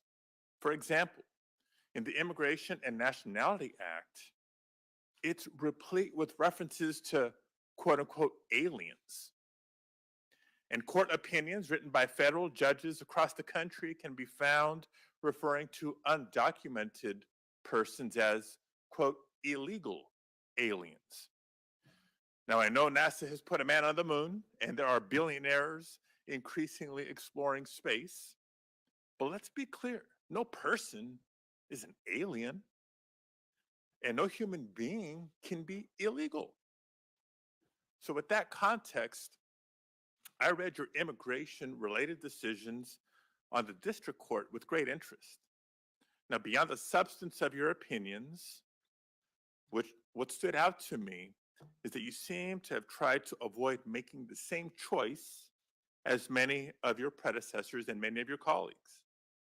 When not quoting statutes or precedent, your opinions appear not to refer to immigrants as alien or illegal. Instead, use terms such as undocumented and non-citizen. I hope that was a conscious choice. The language we use and the language our courts use to describe people, whether immigrants, the formerly incarcerated, individuals who identify as LGBTQ, or other historically marginalized people, really matters a great deal. Our language matters. It's exactly for that reason that 6 years ago, Congress passed a bill to remove derogatory and offensive references to Black Americans, Asian Americans, and Native Americans from the US Code. And it's why last year President Biden ordered the Customs and Border Protection Agency and ICE to stop referring to migrants as illegal immigrants. With all that said, Judge Jackson, do you agree that the language we use to describe one another and the language used by the bench matters? Thank you, Senator. As I mentioned earlier in this hearing, judges are the only branch of government who are required to write our opinions, to explain our decisions. And I have long believed in that capacity that our clarity and language matters. We're explaining the law to people, and people read and understand what the law is, what the rule of law is in this country through the opinions of judges. So they do matter, language. Thank you. Now I want to discuss with you an issue of law and technology, an issue previously raised by Senator Ossoff earlier today, and I'm excited to talk to you about this topic. Just as an aside, any day that an MIT engineer gets to question a Harvard lawyer, it's a good day. So thank you for indulging. But as you know, the Supreme Court only hears a tiny fraction of all federal appeals. That means that the cases that get to the Supreme Court are typically either new questions of law or very difficult questions of law. And I think the intersection of law and technology is one where many cases are both new and difficult. Over the course of human history, innovation has constantly disrupted our culture and our norms. And for the most part, with good intentions, but societal benefits have not always been the result of innovation. Innovations have challenged us to respond with new means of safeguarding basic rights, whether in the context of privacy, security, competition, employment, just to name a few. And I appreciate that the speed of innovation will always challenge our ability to keep the law up to date with new technologies and their impact. I've grappled with this question as a city council member, as a state senator, as a secretary of state, and now as United States Senator. But clearly, it's also a challenge for the courts, which often have to decide cases during that period between technological progress and the enactment of new laws that seek to account for that progress. Now, new technology alone has given rise to a number of fundamental questions of law, as you mentioned yesterday and earlier, including how the Fourth Amendment applies to new contexts that no founder could have ever contemplated. And likewise, the court has to grapple with questions like how copyright law applies to computer code. And in the coming years, new technologies will present new questions, not just in the context of the Fourth Amendment, but in areas of communications, energy, transportation, healthcare, and many others. So if you can take just a minute, Judge, to discuss the challenges that courts at every level face in addressing cases involving new and emerging technologies, and how you, as a Supreme Court justice, would begin to prepare for these types of cases. Thank you, Senator.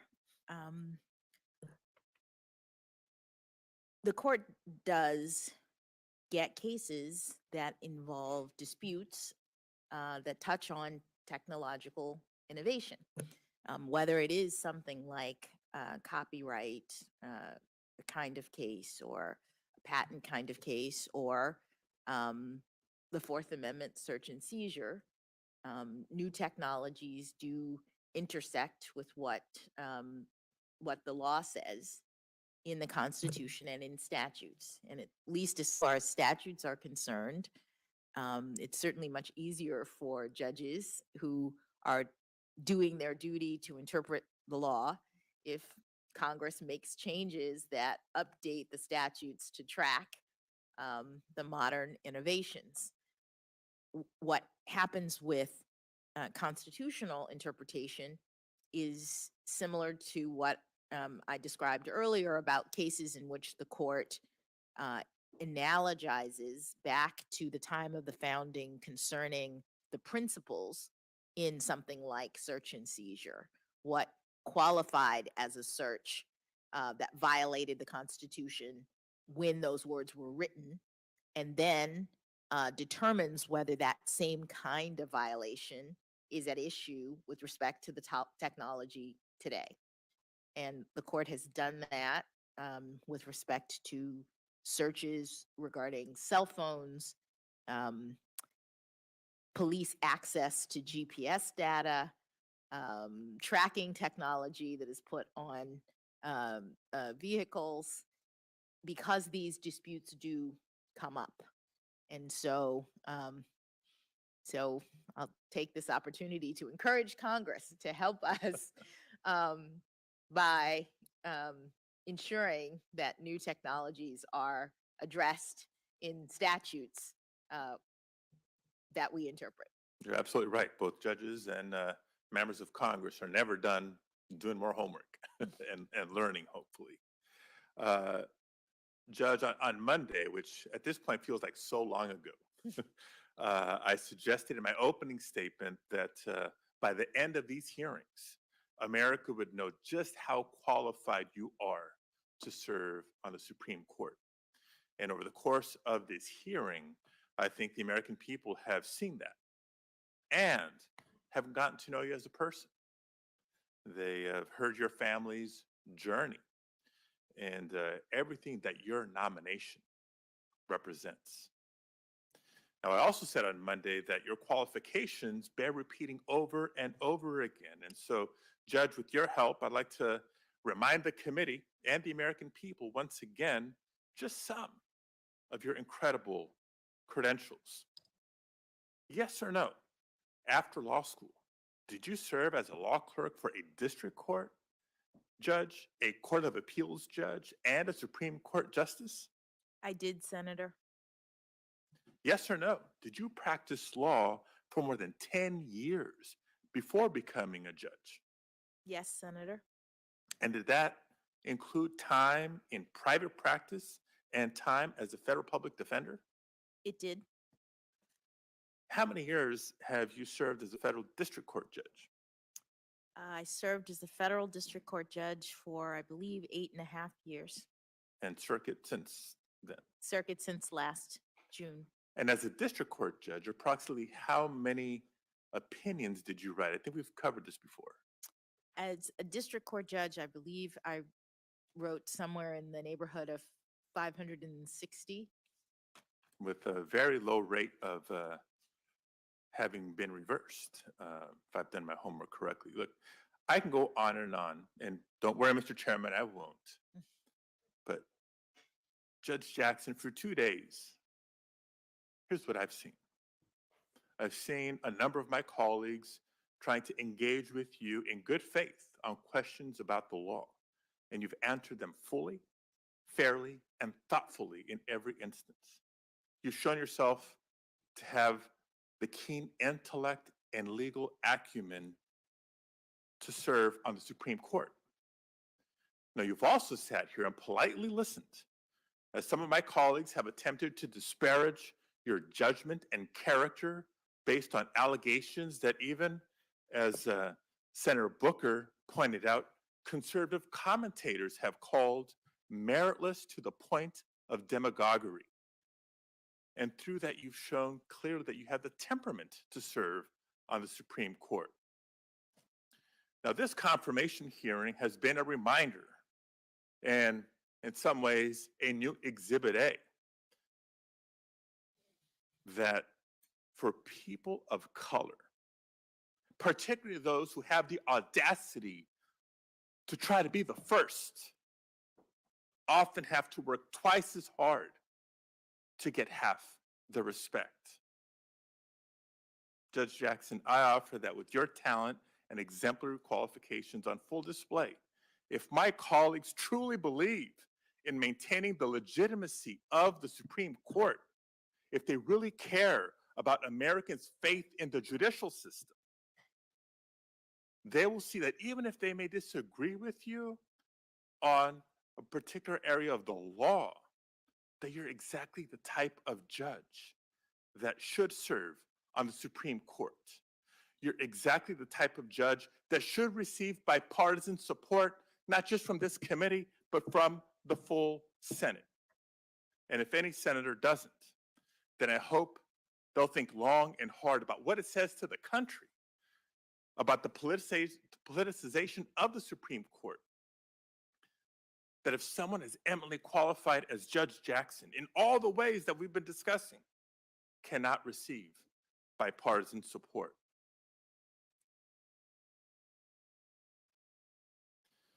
Judge, and there's just a couple minutes left, and I'd like to ask you just one last question. Last Friday, in my preparation for these hearings, I took the opportunity to spend some time with a group of students at South San Francisco High School. I went there to speak with them about this historic Supreme Court nomination and to speak with them about you. We had a great conversation about how the court's decisions affect the everyday lives of Americans and about the past and the future of the Supreme Court. But as I was speaking with the students, I couldn't help but be reminded of my own high school experience, when one of my teachers discouraged me from applying to MIT because they didn't want me to be disappointed. I turned that discouragement into motivation. Judge Jackson, I know that you too have been doubted on your way to the seat that you find yourself in today.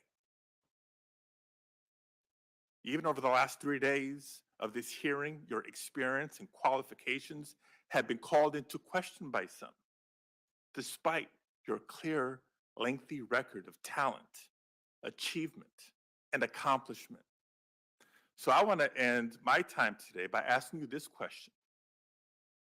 On behalf of the young people I visited with last Friday in South San Francisco, and for the many others across the country who are watching this confirmation hearing today, what would you say, Judge Jackson, to all those young Americans, the most diverse generation in our nation's history?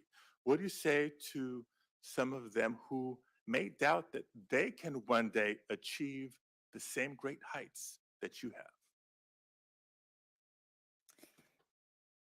Thank you, Senator. That was very moving. And I appreciate the opportunity to speak to young people. I appreciate it very much. I do it a lot for the reasons that you have articulated. I hope to inspire people to try to follow this path because I love this country, because I love the law,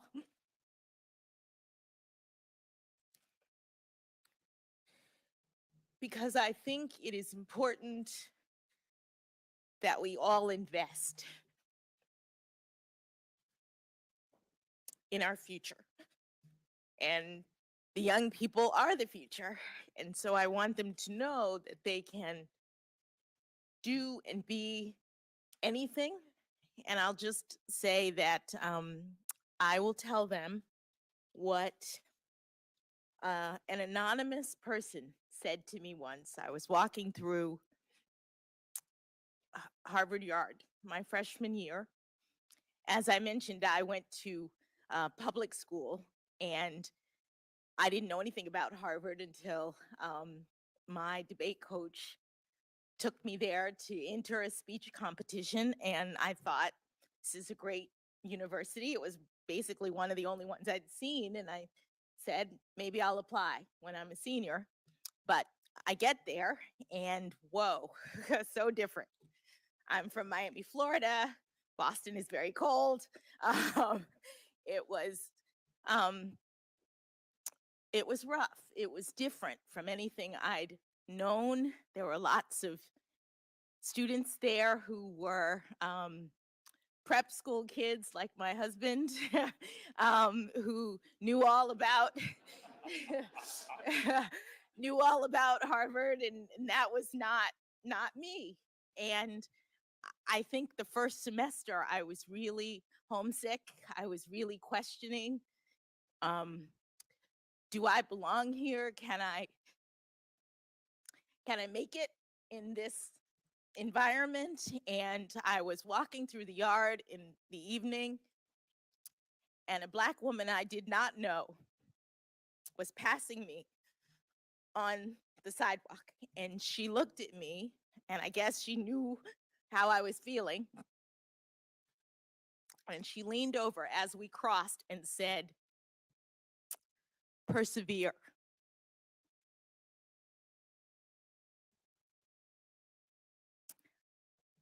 I would tell them to persevere. Thank you, Judge Jackson. You don't have to hope. I'll tell you right now, you do inspire. You are an inspiration. Thank And I will associate myself with the closing words of my colleague and my brother, Senator Booker, that I too refuse to let anyone steal my joy. Thank you, Mr. Chair. Thank you, Senator Padilla. Senator Tillis. Thank you, Mr. Chair.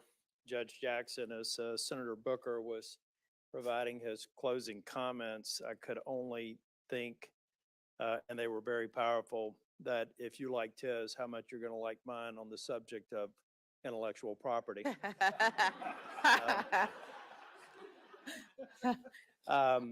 But before I do that, I know you've been spending a lot of time here. Do you have much experience in matters of copyright protection, patent protection? Senator, I mentioned earlier that I did a trademark case. Yeah. Not By that, the way, I looked up the menu. It looks Did like you? a really good menu. I think it's a good restaurant. They had a lot of evidence to that effect. I haven't done a lot of food or restaurant trademark work, but when I came to judiciary, fortunately, the former chair and the current chair indulged us in reinstituting the intellectual property subcommittee. And I love that committee because you really have to work hard to be partisan in it. And in fact, it's not partisan. I worked very well with, as the chair, with Senator Coons, and done very well with Senator Leahy and Senator Rono, and working together on things that I think are really important. Because I think one of the things that make our country great is the founding fathers got it right on understanding the value of intellectual property and how it could catapult us into the innovation powerhouse that we are today.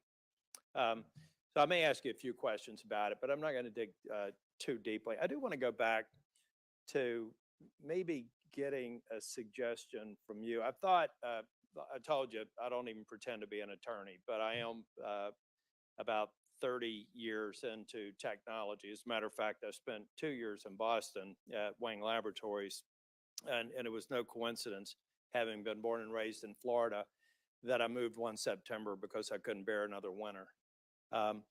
But I've been in the technical field. I was working on IP, or Internet Protocol, before anybody knew what Internet Protocol was, back in the early 90s. And I do think that we should go away and understand the threat. If you've seen the multiple of illicit activities, and for the purposes of this discussion, child pornography now, imagine what it's going to be like 5 years from now. I was talking with someone in the hallway. They're taking a playbook from drug kingpins, the creators and the aggregators and the distributors are using technology, I think in some cases, to reach out to people and incent them to go to these websites, to infect their computers, to download thousands potentially from a single click. I think that we have to examine these criminal enterprises and put law enforcement resources into cutting the heads off of these people, figuratively speaking.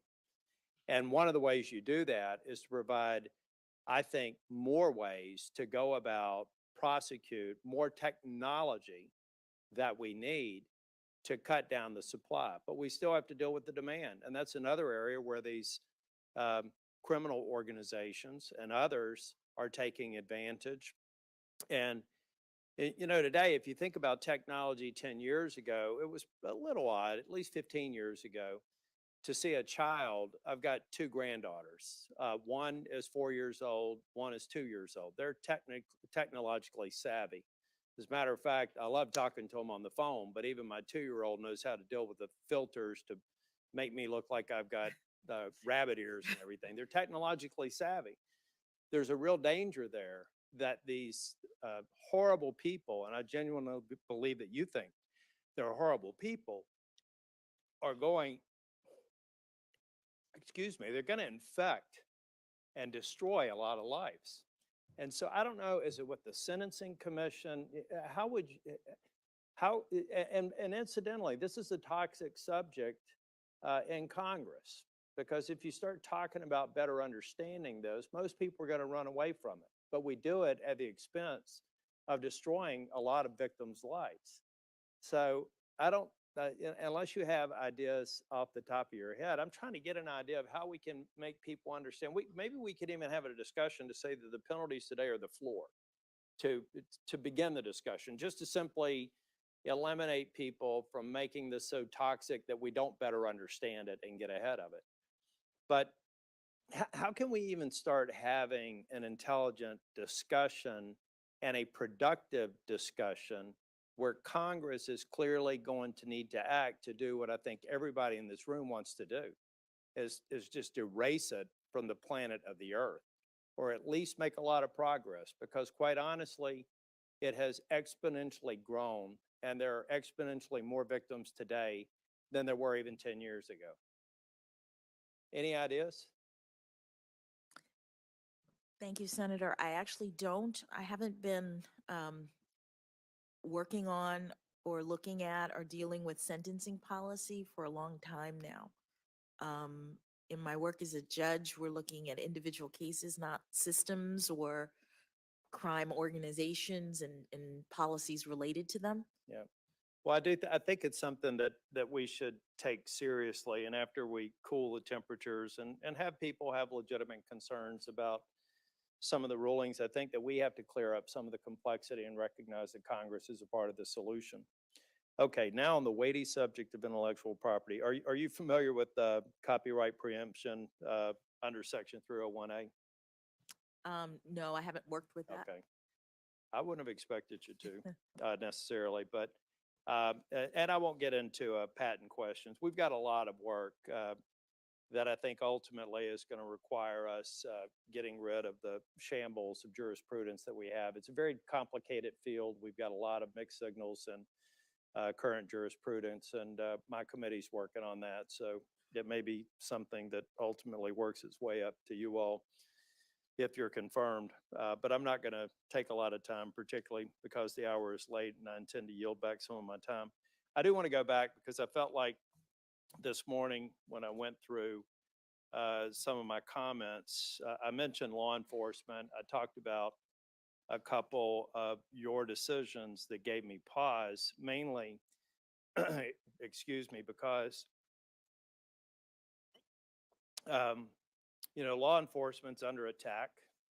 Law enforcement needs to be held to a high standard. I've been involved in this for nearly 22 years, making sure that when I was the town councilman, that we did something audacious and spend a lot of money in getting our law enforcement officers in a small town of only 20,000 people, CALEA certified. That's a national certification to make sure that they understand how to de-escalate, get engaged in the community, and reduce crime.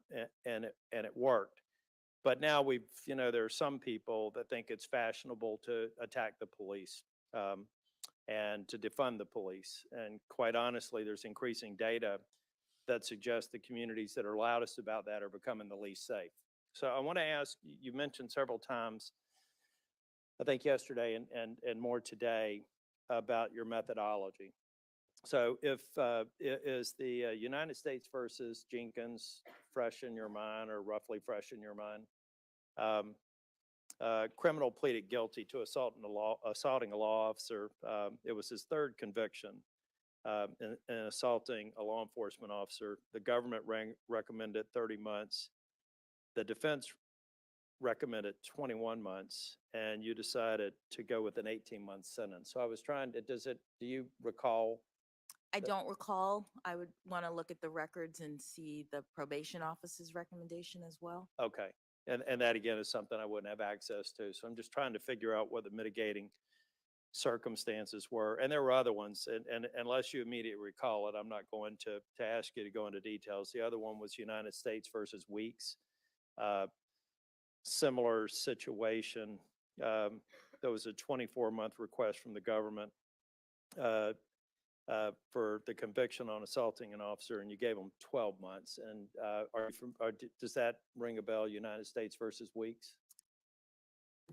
I think Weeks had a number of different appearances and there were different aspects to his case, but I'd have to look at the whole file to recall. That I just feel like again, because I know that you've rendered some 100 sentences over a period of time. I wouldn't expect you, but it is an area that we'll submit it as a question for the record so that maybe you can refresh your memory and try to get back on that, because it's something that I, for one, think that we need to place a priority on. We've got so many law enforcement agencies across the country now, excuse me, that are having a hard time recruiting people and having a hard time retaining people. A lot of people are retiring. And, you know, I know not every police officer is an angel. I was talking with somebody in my office who was talking about her brother. She had a lot of confidence in him. She was here to talk to me about police reforms. And I actually believe that the vast majority of police officers, like your brother and your family members, were good people. And a part of what we have to do is just make sure that when we have these assaults, which are increasing, that we have just punishment, because we need to do that for the protection, not only of the law enforcement officers, but the communities they serve. You know, and I'm going to yield back time because I know we've got two other people talking. And, you know, I thought you've done a great job over the last 2 days. I've tried to be here. I had an emergency and had to leave for about an hour and a half, but I tried to be here for a business emergency. But I thought that you presented yourself well, and there was a lot of pressure. That demonstrates a certain temperament or poise. Can't imagine what's going on inside your head, but at least overtly, you did very well, and you should be proud of that. It's not an easy thing. It's very easy up here to feel comfortable, right? Because there's 22 of us, and it's not like you can really come at us. So you have an arm tied behind your back, and I'm sure that there were a number of things you'd like to say, but time didn't allow. But you know, I just want to commend you, your family, your daughter, who has been glowing every time you talk, and I appreciate your service. Thank you. I yield back, Mr. Chair. Thanks, Senator Thank you, Tillis. Senator. Senator Ossoff, you started the day for us. Judge, good evening. We've come full circle to the end of the dais. Likewise, I don't intend to use all of my time. I do want to echo the sentiments expressed by Senator Tillis. You have conducted these hearings with extraordinary poise, strength, grace under pressure. You've had a lot of poison thrown at you, and you've responded with substance and truth, and it's shone through, not just in this room, but across the country and around the world. So I have two substantive questions regarding the First Amendment. One question, as I noted, that I wanted to address regarding war powers, and then I'll be yielding the remainder of my time to the chair and on to Senator Blackburn to close. We discussed earlier this morning, Judge, the constituent elements of the First Amendment with respect to speech, expression, and assembly. I just briefly want to touch on the free exercise of religion. My great-grandparents came to this country fleeing anti-Semitism in Eastern Europe. Many American stories, including many of the very first American stories, involve flight from religious persecution. Just briefly would ask you to touch upon the constitutional roots and significance in our system of government of the First Amendment protection of the free exercise of religion. Thank you, Senator. As you mentioned, free exercise of religion and the Establishment Clause, which prevents the government from preferring religion over another, is foundational. It is the principle that many people originally came to this country when it was founded in order to support. It was people who fled from religious persecution and wanted to found a country in which everyone could believe what they wanted to believe and not have the government encroach on, impinge on, burden that right. And so it is a core foundational right. It's in the first amendment. And your family story is very similar to many families who moved to the country for that reason. Thank you, Judge Jackson. We discussed in brief earlier today the Sullivan decision, New York Times v. Sullivan, in which the court established a standard by which libel and defamation claims by public figures would be judged. And my understanding, correct me if I'm wrong, is that the standard is that false statements must be made knowingly, that the party making the false statement must know that it is false, and must make such knowingly false statements with malice. Am I correct that that's the standard in the case? I believe it's knowingly or with reckless disregard for the truth, and that standard is termed or thought of as actual malice. Yes. Is there any generalized obligation in law that you're aware of to accurate reporting or accurate publication where there is not malice or where there is not one of the components established in the Sullivan case? If I understand your question, I know that the standard related to the Sullivan case does pertain to public figures. And so if a public figure is not involved, there's a different standard in terms of liability for inaccurate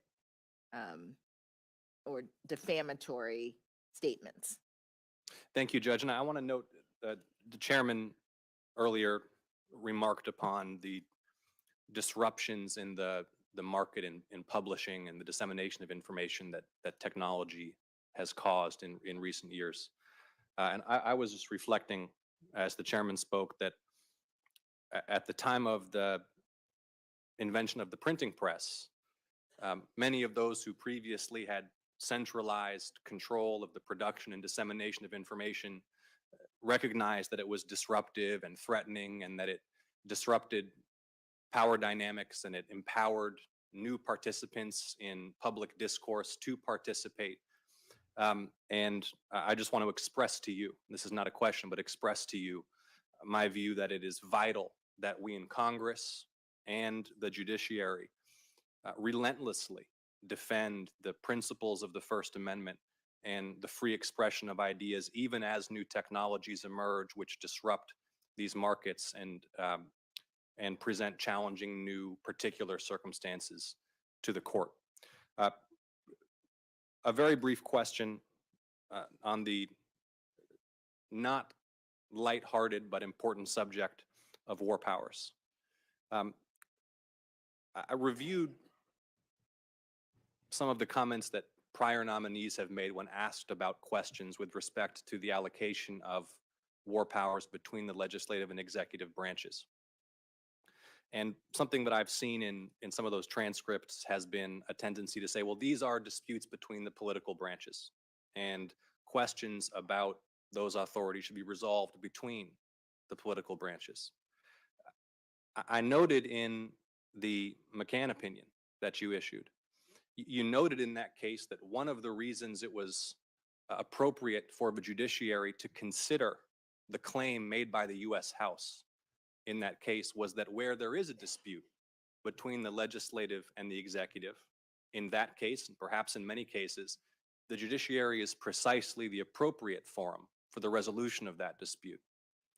And so it seems to me that the court and you, should you be confirmed, may very well have to entertain cases and controversies pertaining to disputes between the legislative and the executive with respect to war powers, because there is, in my opinion, unsettled law. There's some ambiguity in statute. The Constitution allocates various authorities to the two branches. So not asking you to posit a thesis on this point, but just want to ask you how you will approach such cases. I assume applying the methodology that you have laid out for us consistently throughout these hearings, where war powers may come before the court. Thank you, Senator. In every case, I applied the methodology that I have laid out in order to ensure that I'm ruling impartially and consistent with my judicial authority. In the part of my methodology that addresses my judicial authority, one of the things that I do, as judges do, is decide whether I have jurisdiction to hear a particular issue. The McGahn case was not a war powers case. The McGahn case, I determined in that opinion, and Judge Bates had determined in the prior opinion, raised a question of law. The question essentially was whether the subpoena that had been issued by the House had to be responded to by the person who received it, or whether that person had absolute immunity and did not have to respond. That's a question of law that courts answer all the time with respect to the enforceability of subpoenas. In the war powers realm, there may be questions of law that are appropriate for courts to decide, but there may also be political questions. And so it would depend, a political question, if there was a dispute between the legislature and the executive branch over some exercise of authority that was not governed by law, but was in the discretion of either of those branches under the Constitution, where they got to make determinations, something, say, for example, like the exercise of executive authority in war to move troops or do that kind of thing, that would not present a question of law that the court could decide. So it would depend on exactly what the court was being asked to do as to whether or not it had jurisdiction. And under my methodology, that would be the kind of thing that I would have to carefully examine in order to determine whether I could rule. Thank you, Judge. Let me close with this comment. As I said, you have conducted yourself with extraordinary skill and grace throughout these proceedings. And it's in some ways a lonely place for you to sit there under the lights, facing questions, many of them substantive, some of them less so, many of them constructive, some of them mean-spirited and distracting. You've handled it all extraordinarily well. It's been a very long 2 days. I know you know this, but I just want to make sure you do, that throughout this process and right now, there are millions and millions of people who are watching and cheering you on right at this very moment in homes across this country. There are millions and millions of people inspired by you and your example who are cheering you on. And not just that, there are people all over the world, who are watching these proceedings and seeing what is possible in America. After some years when there's been some doubt about what this country stands for. That's my opinion, not yours. But people all over the world are watching this and seeing what is possible in America, what is possible in the system of government that we have, what values this country stands for. And I thank you profoundly for the service you've rendered throughout your life and in this hearing. And with 7 minutes remaining, Mr. Chairman, I know you'll remain focused right through the end. I have no doubt that Senator Blackburn has some provocative questions for you. I yield the remainder of my time. Thank you very much, Senator Ossoff. And Senator Blackburn, your Thank you, Mr. record. Chairman. And I know that Senator Ossoff is over there watching your wonderful family and taking notes. because he's a new daddy. And if you have time, he'll show you pictures. But indeed, we have all enjoyed hearing about your family and your parents and how hard they worked to open doors of opportunity for you. And look at how you went through those doors and really created such a wonderful life. And I mentioned yesterday that I would hear from friends in Tennessee, and so many of them talk about they like how you have pushed those barriers aside, because a lot of them have had to do the same thing to kind of make their way into careers. And so they've appreciated that very much about you. And I'll have to tell Senator Booker, now I like the fact that he talked about Fred Astaire and Ginger Rogers. And when my daughter was in high school, I actually bought that poster, and I've probably told Senator Klobuchar this before, but I bought that poster of Fred Astaire and Ginger Rogers, and they're dancing, and it says, "I took every step he took, but in high heels and backward," just to make the point with her that she was going to have to work hard. And indeed, she accepted that challenge. And I'm really proud of her, like I know all parents are proud of their children. I do want to get to a couple of things, and we do have the vote on the board. Yesterday, during our discussion, you had mentioned that you were unfamiliar with some of the statements that I had read back to you, your previous statements and writings, including the statements on child pornography and critical race theory. I was a little surprised by that because I know the White House has worked really hard to prepare you for the hearing. So I wanted to introduce documents just so that we have those in the record, Mr. Chairman. The first document is an article in which you're quoted as praising the progressive curriculum at Georgetown Day School. The quote appeared in the winter 2019-2020 edition of Georgetown Days magazine. You stated, and I quote, "Since becoming a part of the GDS community 7 years ago, I've witnessed the transformative power of a rigorous progressive education," end quote. Second document is a transcript of a 2012 hearing before the Sentencing Commission at a time when you were vice chair of the commission. The topic was child pornography offending Pathways Community Treatment. You stated during the hearing, and I quote, "I had mistakenly assumed that child pornography offenders are pedophiles." So I went back and pulled that to show that it was a statement and not a question. So, Mr. Chairman, I ask permission to enter those. Without objection. Thank you, Mr. Chairman. We talked about abortion yesterday, and I want to go back to that. On abortion, I had another question there. Some have argued that bills seeking to protect children who survive abortions are unconstitutional.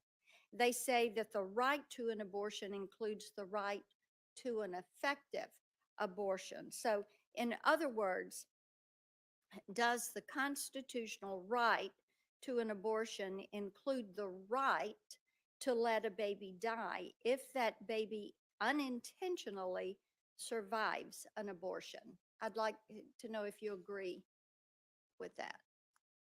Thank you, Senator. Issues like the one that you have raised are in the court system now. And as a result, as a nominee to the Supreme Court, I'm not able to opine about the constitutionality or not of the kinds of legislation that you mentioned. Well, one of the main factors the Supreme Court is considering is deciding whether to uphold Roe in all of this and with precedent, is if all of this is a settled issue or not. And some of those that are on this about whether it is to an abortion or an effective abortion. And if that constitutional right includes the right to terminate the life of a baby that survives that abortion. So that is an issue that will be decided before you go to the court. But I think it's important to have that discussion. I do want to go back to the issue about the child predators. And as you've heard, Senator Blumenthal and I are working on legislation. Senator Klobuchar's got some legislation that deals with technology. But I want to ask you this because of some of the questioning, and it's just a yes or no. Do you believe child predators are misunderstood? Senator, I don't have a context for that. I believe Well, they're. I'm going back to the comment on the sentencing commission. As you said, that not all child predators were pedophiles. Senator, I believe that all child predators are dangerous, that the behavior that they engage in is horrible, Okay. Yeah. that it needs to be taken seriously by the court and by Congress in setting the penalties for their behavior. So is it your position that child pornography offenders are not pedophiles? Senator, I believe that the statement that you referenced was a part of a hearing before the Sentencing Commission in 2012. Right. It was a meeting, yes. It was a I've got it meeting, right and, here. and what the Sentencing Commission does is it Right. reviews evidence about various things, and I believe I was. Right. And as I said yesterday, the children that are victimized, they don't understand the difference between an offender and a pedophile or a pornographer. And I do think it's a distinction without a difference. Let me ask you about gun rights.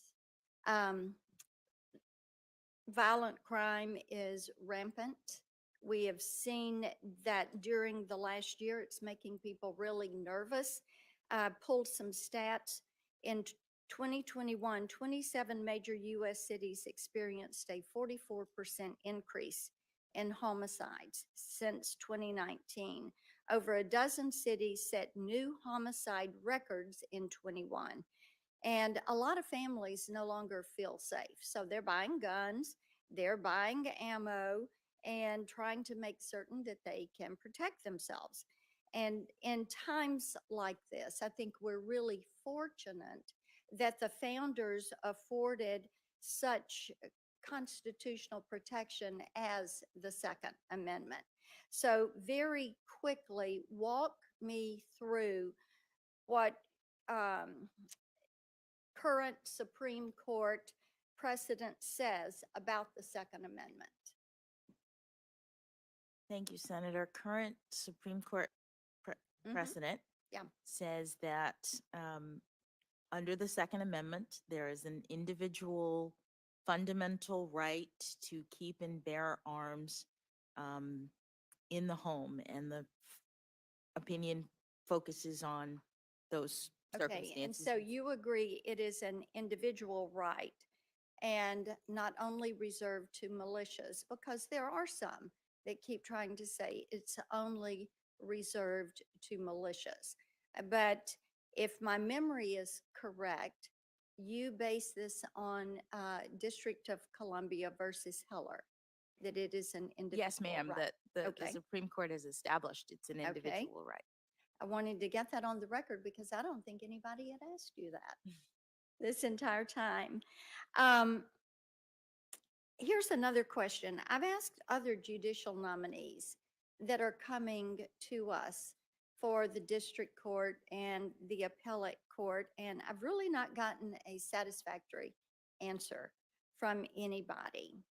So why is it constitutionally permissible for the right to keep and bear arms, which the Supreme Court has recognized as a fundamental right, and you agree with that? Why is it constitutionally permissible for this right to be subject to the discretionary issuance of a license by a local official. Thank you, Senator.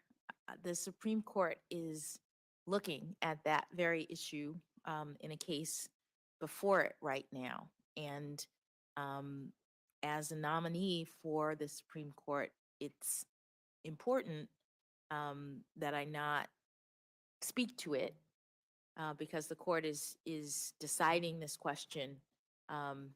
It has a pending case. I believe arguments have even occurred Okay. related to it.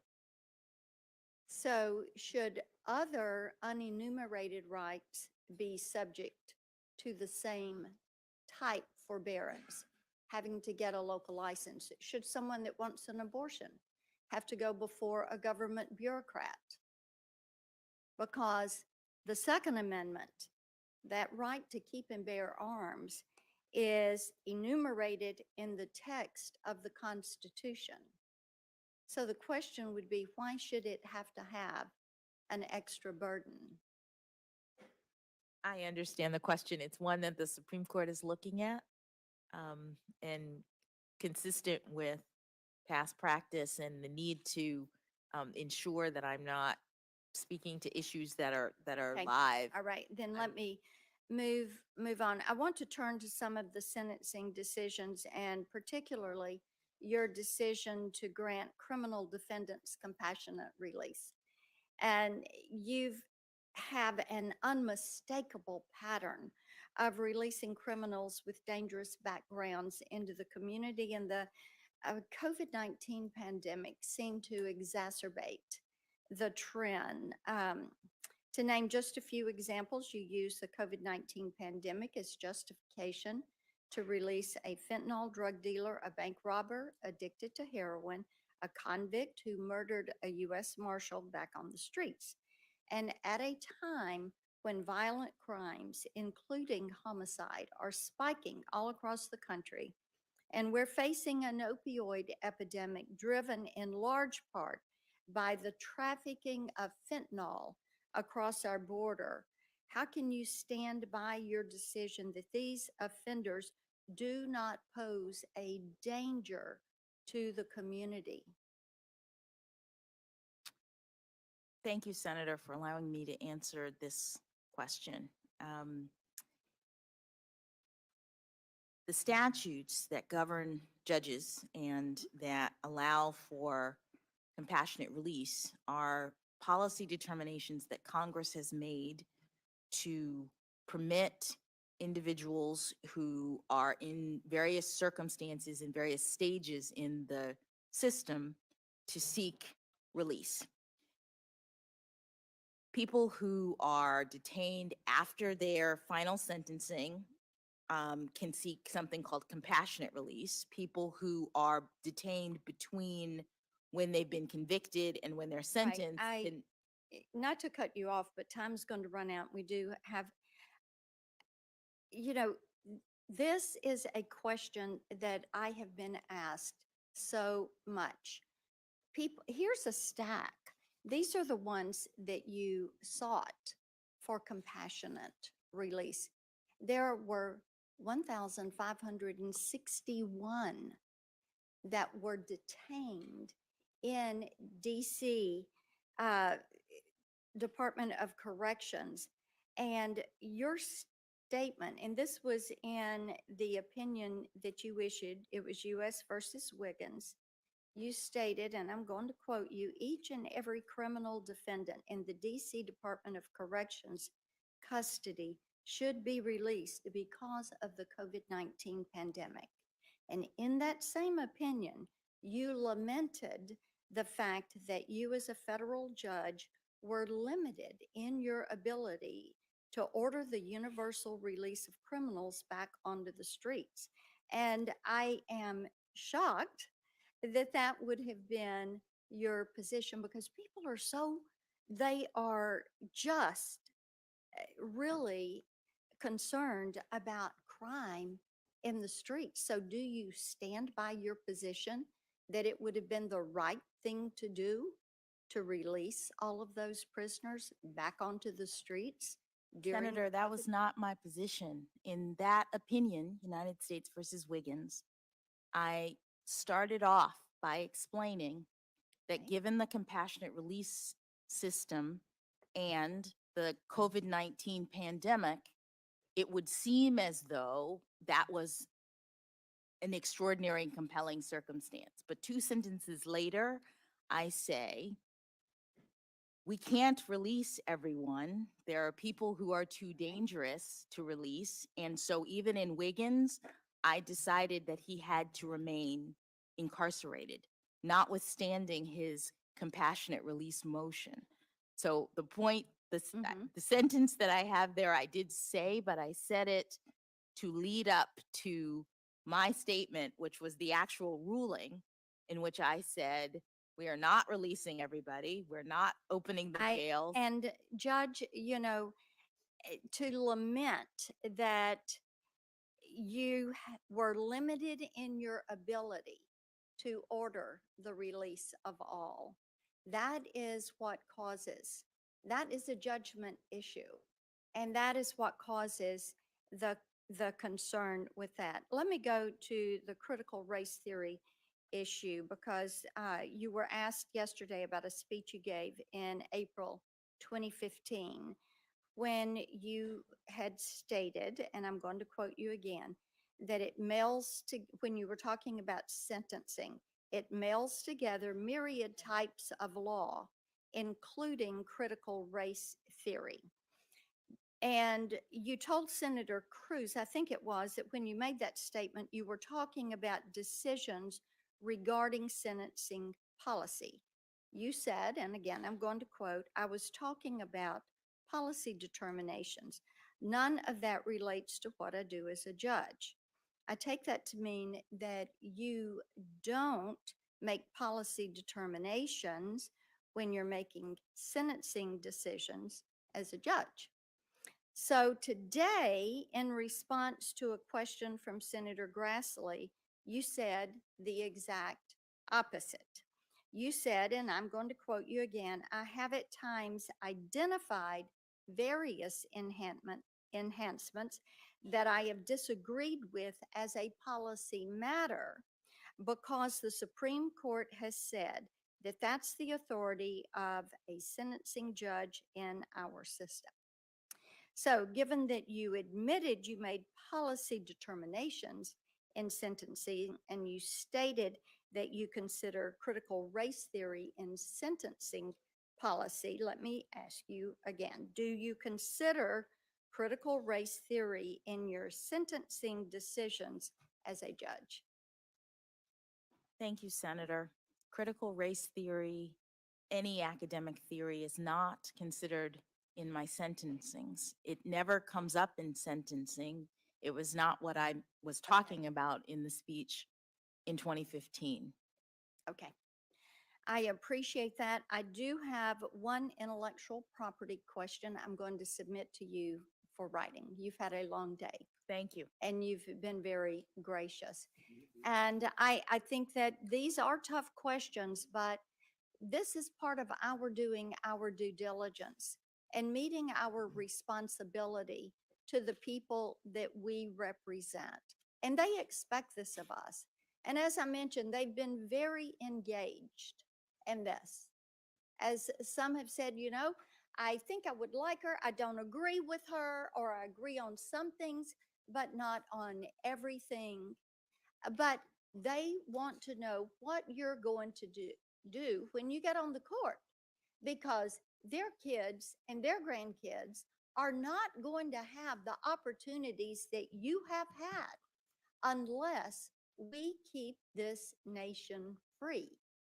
So it demands your best, and it demands that you go to the Constitution first. In your opening statement, I pulled this, and this is where I'll end with you. You say, I've been a judge for nearly a decade now, and I take that responsibility and my duty to be independent very seriously. I decide cases from a neutral posture. I evaluate the facts, and I interpret and apply the law to the facts of the case before me without fear or favor, consistent with my judicial oath. I wish you had said consistent with the Constitution of the United States. Thank you so much, Judge, for being with us. Thank you, Mr. Chairman. Thank you, Senator Blackburn. This concludes our rounds of questioning. And before we recess, a few observations. First, Judge Jackson, you are extraordinary. Your story is a great American story, and I think we've all benefited by getting to know you a little better during the last 2 days. You are exceptionally qualified for this position. I won't read through your resume. It's been read many times, but I think there's no one in the room who in the 2-day period of time has questioned your qualifications. There have been some dissenters. My colleagues promised a fair and respectful hearing. Most, including my Republican colleague, Senator Grassley, followed that admonition. He always does. But there were a few obvious glaring exceptions. I'm sorry for that. But your patience, dignity, and grace in the face of what was frankly some offensive treatment is a real testament to your judicial temperament. To your mom and dad and the Brown family and your Chicago lawyer brother, I thank you for being with us and being part of this historic occasion. Dr. Patrick, I don't know if surgery is any easier than this, but I imagine that you want to get back to it. And I just want to say a word to Layla and Talia, if she's here or she can hear us. You got a great mom. You really do. And what she's been through in the last couple of days, most people would not even consider going through 1 minute. But she is strong, she's caring, she's kind, and you're lucky to have her. And we're going to be lucky to have her on the Supreme Court. So we've got a little bit of work to do. Incidentally, I could go through the list of all the invitees that have been filing in and out of the room behind you, wanting to be here for a moment to share this history with you. I will let you in on something which you may know. Tomorrow, we're going to announce that you've been rated unanimously well qualified by the American Bar Association. That's the highest possible rating. We're going to conclude the public portion of this hearing and convene in Dirksen 226 for a closed session for discussing the background investigation. It should only take a minute or so. And I have discussed this with the ranking member, Senator Grassley, and for the information of all members, the committee will meet in executive session to consider Judge Jackson's nomination to the Supreme Court on this Monday, March the 28th at 3 p.m. And with that, the committee stands in recess. Thank you. Thank you. Meeting is right now.